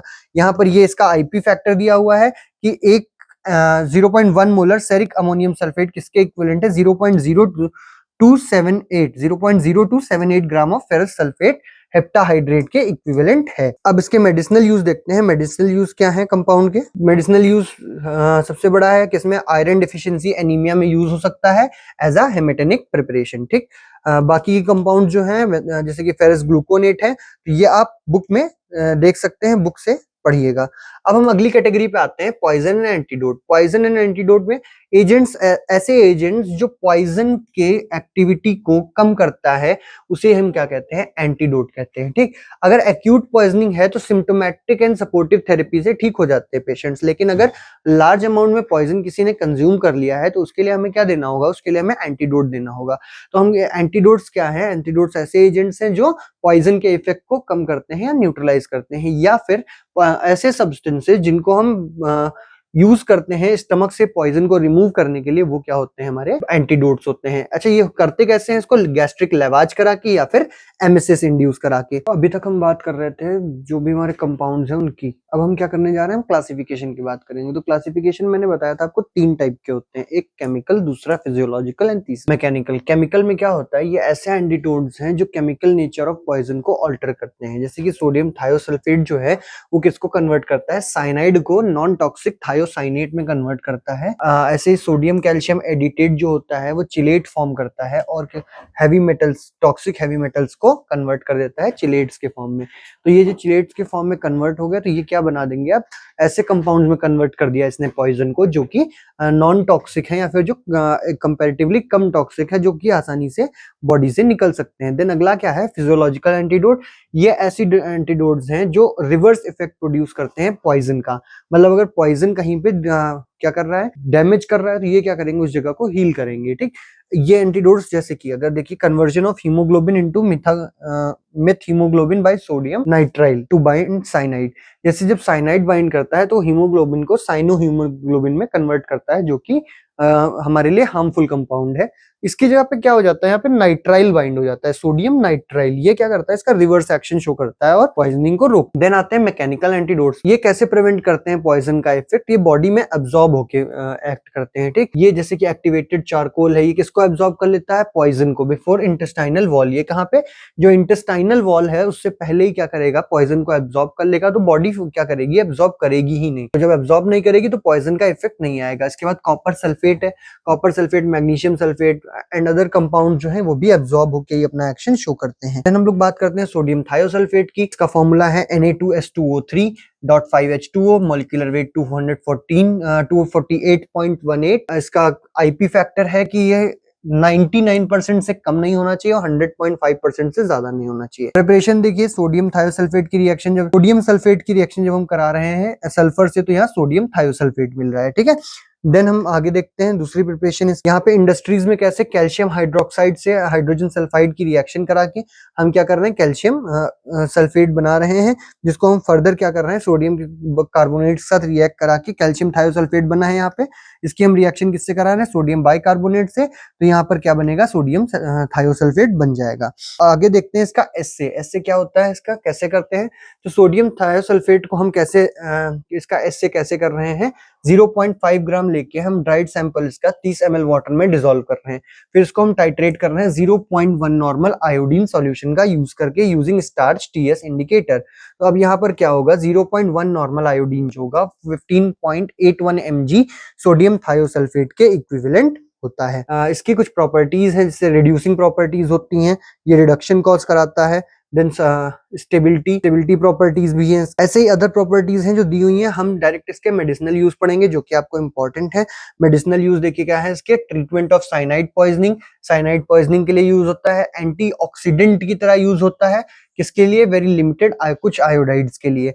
फिर used as a topical anti fungal agent, anti fungal properties भी हैं इसके।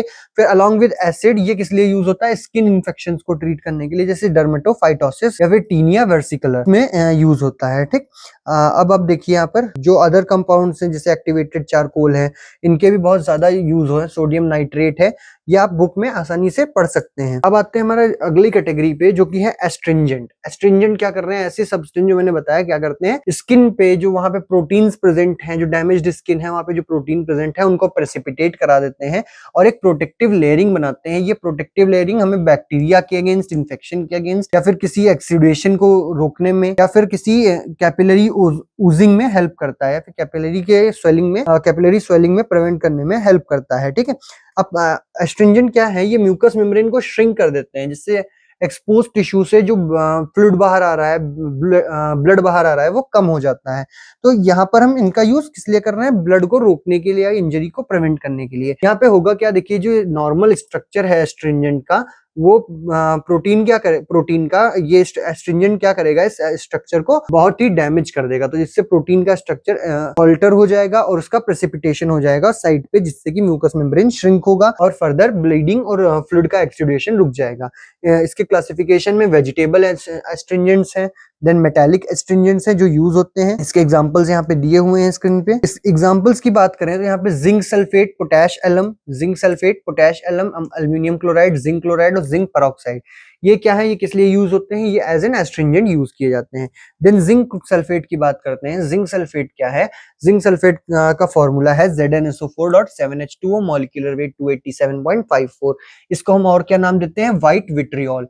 हमने फेरस सल्फेट की बात की थी, वो क्या था, ग्रीन विट्रियोल के नाम से जाना जाता था। ये क्या था, ग्रीन विट्रियोल। और यहाँ पे इस कंपाउंड को हम क्या कह रहे हैं, व्हाइट विट्रियोल कह रहे हैं, ठीक। जब हम इसको कैसे इसको सिंथेसाइज कर सकते हैं, हम मिनरल गॉसलेराइट, कौन सा मिनरल, गॉसलेराइट है, इसको हम इससे सिंथेसाइज कर सकते हैं जिंक से रिएक्शन करा के सल्फ्यूरिक एसिड की, तो हमें जिंक सल्फेट यहाँ पर मिल जाएगा। इसकी लिमिट क्या है, 99.5 से 102% जिंक सल्फेट होना चाहिए, हाइड्रेटेड जिंक सल्फेट होना चाहिए हमारे कंपाउंड में। देन मेथड ऑफ प्रिपरेशन देखिए, मेथड ऑफ प्रिपरेशन क्या है, हम कैसे जिंक सल्फाइड की रिएक्शन करा के ऑक्सीजन के साथ में ऑक्सीडेशन कराएं, तो जिंक ऑक्साइड और SO2 बनेगा। फिर जिंक ऑक्साइड और H2SO4 का यूज करके ZnSO4 मतलब जिंक सल्फेट हमें यहाँ पे ऑब्टेन हो जाएगा, ठीक है, जिंक सल्फेट हमें यहाँ पे मिल जाएगा। दूसरा जिंक की रिएक्शन अगर हम H2SO4 से कराते तो यहाँ डिस्प्लेसमेंट रिएक्शन होगी और जिंक सल्फेट हमें ऑब्टेन होगा। देन प्रॉपर्टीज की बात करते हैं। प्रॉपर्टीज में वही सेम प्रॉपर्टीज है कि टेस्ट कैसा है, कलर कैसा है, स्टेबिलिटी क्या है। अब आते हैं इसके मेडिसिनल यूजेस। ये किस किस कंसेंट्रेशन में अवेलेबल है? 0.1, 0.25, 0.5% सॉल्यूशन को हम टॉपिकली यूज करते हैं एज एन एंटीसेप्टिक और ऑप्थेल्मिक एस्ट्रिंजेंट की तरह, या इसके प्लेस पे ये किसके साथ में प्रिस्क्राइब किया जाता है? जनरली बोरिक एसिड के साथ में प्रिस्क्राइब किया जाता है इसके एसिडिक नेचर की वजह से। देन ये 0.1 से 0.5% कंसेंट्रेशन के रेंज में गाइनकोलॉजी में यूज होता है फॉर इरिगेशन, ठीक है। फिर ओरली एडमिनिस्टर करते हैं वाउंड हीलिंग के लिए, और किस लिए? Acne, dandruff, ivy poisoning, lupus syndrome and as a deodorant भी हम क्या करते हैं, इसका यूज कर सकते हैं। तो ये क्या है? ये कंपाउंड्स हैं किसके? एस्ट्रिंजेंट के। ऐसे ही और भी कंपाउंड्स हैं जो कि हम यूज करते हैं। ये सारे थे जो आपके मिसलेनियस कंपाउंड के अंदर आते थे। इसमें हमने मेन जो हमारे कंपाउंड्स थे वो कवर कर लिए हैं हर कैटेगरी के। बाकी जो बचे हुए हैं वो आप बुक से पढ़िएगा, जो बुक में मिले हैं, बुक में दिए गए हैं। बाकी आप जो भी डाउट है वो आप बता सकते हैं। स्टूडेंट्स, हमने अभी तक यहाँ पे कवर कर लिए हैं 7 चैप्टर। अब हमारा आखिरी चैप्टर है, आखिरी यूनिट है, कौन सी? Radioactivity. रेडियो एक्टिविटी या फिर रेडियो फार्मास्यूटिकल्स। रेडियो एक्टिविटी की अगर हम बात करते हैं तो रेडियो एक्टिविटी क्या है, इसको जनरल भाषा में समझो तो अगर हम कोई कंपाउंड लेते हैं जो कि इनस्टेबल है, जिसके अंदर न्यूक्लियर इंस्टेबिलिटी है, जिसका न्यूक्लियस स्टेबल नहीं है, तो वो अपने अंदर से क्या करता है? रेडिएशंस एमिट करता है, पार्टिकल्स एमिट करता है। इसी फिनोमिना को हम क्या कहते हैं? रेडियो एक्टिविटी कहते हैं, ठीक। वेरियस टाइप ऑफ रेडिएशंस होते हैं, जैसे कि अल्फा है, बीटा है, गामा है, तो 3 टाइप के मेन होते हैं। इसके अलावा भी और रेडिएशंस देखे जाते हैं। तो रेडियो फार्मास्यूटिकल्स क्या है? रेडियो फार्मास्यूटिकल्स ऐसे थेराप्यूटिक मॉलिक्यूल्स हैं रेडियो लेबलिंग के साथ में, जो कि क्या कर रहे हैं? हमें फार्मास्यूटिकल प्रॉपर्टीज प्रोवाइड कर रहे हैं। फार्मास्यूटिकल यूज उनका हो रहा है for treating a specific disease site. जैसे कि अगर हम बात करते हैं जनरल एग्जांपल जो कि बहुत आजकल चलन में है, कैंसर ट्रीटमेंट बाय रेडियोथेरेपी। कैसे हम कैंसर को कैसे ट्रीट कर रहे हैं? By using radiotherapy. Radio pharmaceuticals का यूज करके हम क्या कर रहे हैं? कैंसर को ट्रीट कर रहे हैं। तो इसी को हम क्या कहते हैं? जो रेडिएशंस हम यूज कर रहे हैं इसके लिए, उन्हीं को हम क्या कहते हैं? रेडियो फार्मास्यूटिकल्स कहते हैं। अब ऐसी ब्रांच ऑफ फार्मेसी जो रेडियो एक्टिव मटेरियल्स को रेडियो फार्मास्यूटिकल्स में कन्वर्ट करके डिस्पेंस करने हेल्प करती है, उसे हम क्या कहते हैं? रेडियो फार्मेसी कहते हैं, ठीक। हाफ लाइफ क्या होती है? देखिए, हाफ लाइफ अगर एक्सप्लेन करें तो एक कंपाउंड अपनी कंसंट्रेशन का हाफ कितने टाइम में हो जाएगा, उसे ही हम क्या कहेंगे? यहाँ पर उसे हम कहेंगे हाफ लाइफ। जैसे कि यहाँ पे देखिए फॉर्मूला दिया है, इसको हम डिनोट कैसे करते हैं? इसको हम डिनोट करते हैं फ्रॉम टी हाफ से डिनोट किया, ठीक। और ये इसका फॉर्मूला है 0.693 बाई लेमडा। इसको हम यूनिट सेकेंड इनवर्स में डिनोट करते हैं, ठीक। अब हम आगे देखते हैं। हमारे पास इसमें मेन टॉपिक्स जो हैं वो 3 हैं। हमें क्या इसमें 3 टॉपिक्स कवर करने हैं? 3 टॉपिक्स हैं हमारे जो मेथड्स होते हैं मेजर करने के लिए। हम ज्यादातर इसमें जो यूनिट्स यूज करते हैं वो है रोएंगटन, क्यूरी, रैड। ये सारी यूनिट्स हम लोग यूनिट्स यूज करते हैं मेजर करने के लिए रेडियो एक्टिविटी को। रेडिएशन क्या होता है? देखिए, अगर कोई सब्सटेंस है यहाँ पे, ये क्या है? रेडियो एक्टिव सब्सटेंस है। ये इनके पास क्या है? इनके पास एक इनस्टेबल न्यूक्लियस है। अगर हम इसको एक उसमें रख दें, एक क्या कहते हैं, लेड बॉक्स में रख दें, दोनों को एक एक लेड बॉक्स में, तो यहाँ पर क्या होगा? जो रेडिएशंस निकल रही हैं, तो ये रेडिएशंस क्या करेंगी? ये जाके फोटोग्राफिक प्लेट से टकराएंगी, और फोटोग्राफिक प्लेट से टकराने पे ये क्या करेंगी? एक फ्लोरेसेंस शो करेंगी, या फिर उस फोटोग्राफिक प्लेट पे फ्लोरेसेंस प्रोड्यूस कर देंगी, ठीक।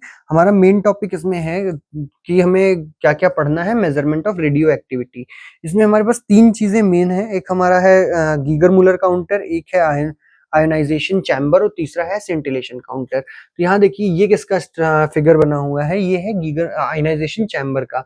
आयनाइजेशन चैम्बर सिंपली क्या कर रहा है? रेडिएशन की स्ट्रेंथ को मेजर कर रहा है, मतलब कितनी स्ट्रांग हमारी रेडिएशन है।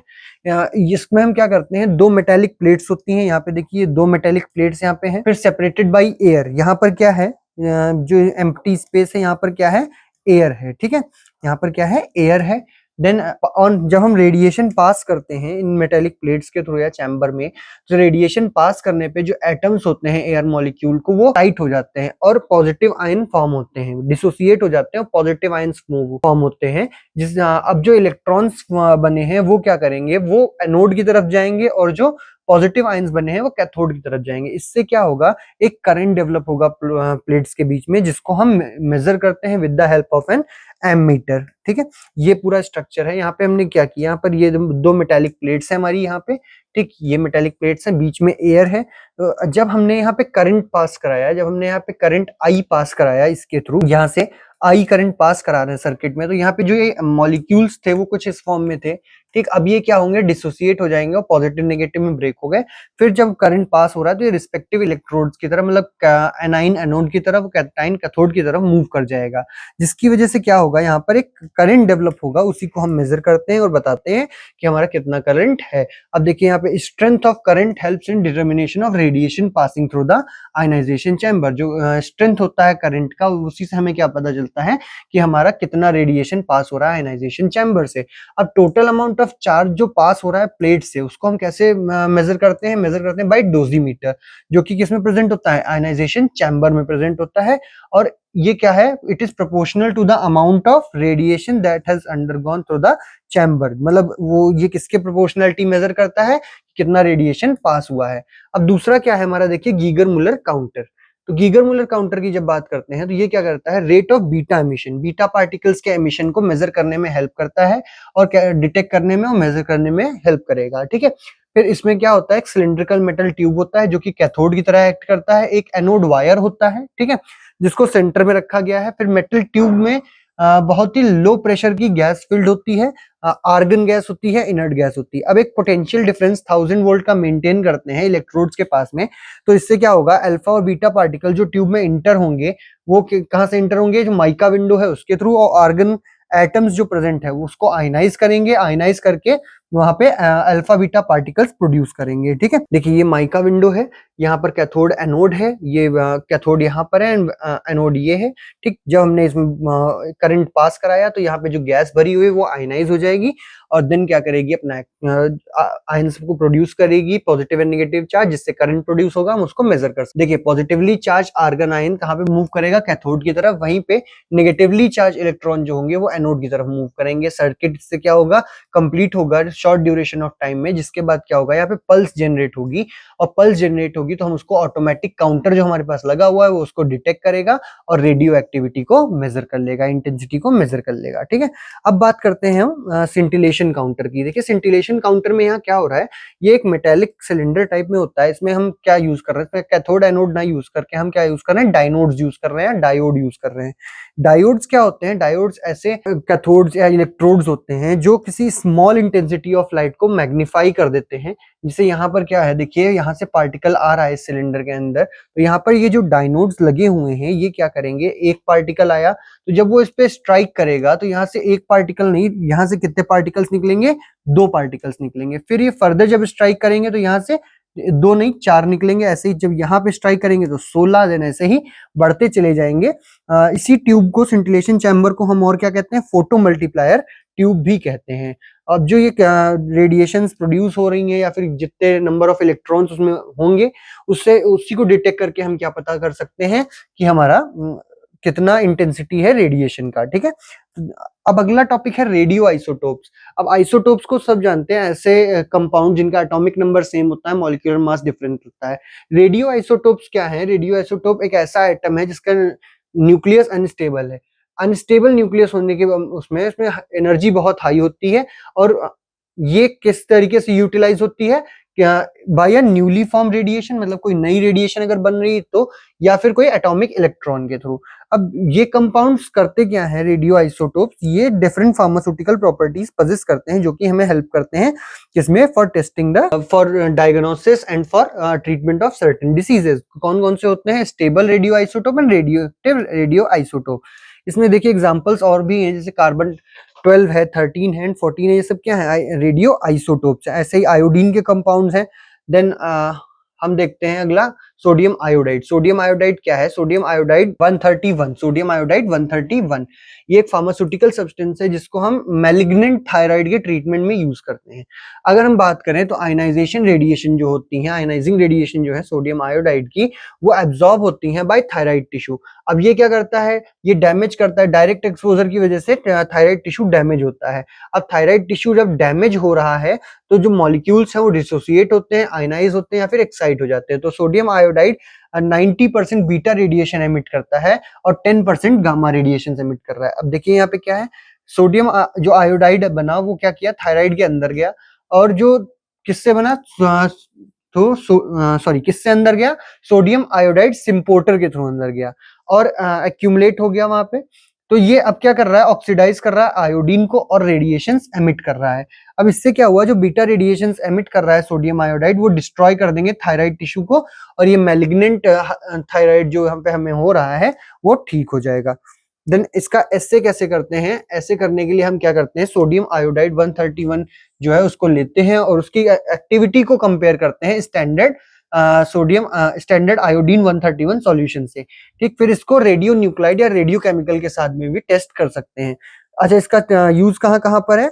इसका यूज है हाइपरथायराइडिज्म में, स्मॉल डोजेज में ये रेडियो न्यूक्लाइड डायग्नोसिस की तरह यूज होता है, टॉक्सिसिटी में यूज हो सकता है, टॉक्सिसिटी में यूज होने के अलावा ये और भी जगह पे यूज होता है। सो ये हमारे जितने भी टॉपिक्स थे आईपीसी के अंदर जो आ रहे थे, जो इंपॉर्टेंट टॉपिक्स थे, जो मेन पूछे जाते हैं एग्जाम्स में, वो सारे यहाँ पे कवर हो चुके हैं।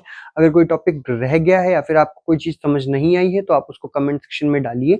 बाकी जो बुक आप देख रहे हैं या आप हमारे चैनल की जो यूट्यूब वीडियो आप देख रहे हैं, इसके डिस्क्रिप्शन बॉक्स में इसका लिंक पड़ा हुआ है, वहां से आप इसको परचेज कर सकते हैं या फिर आप अपने नियर बाई स्टोर से भी इसको परचेज कर सकते हैं।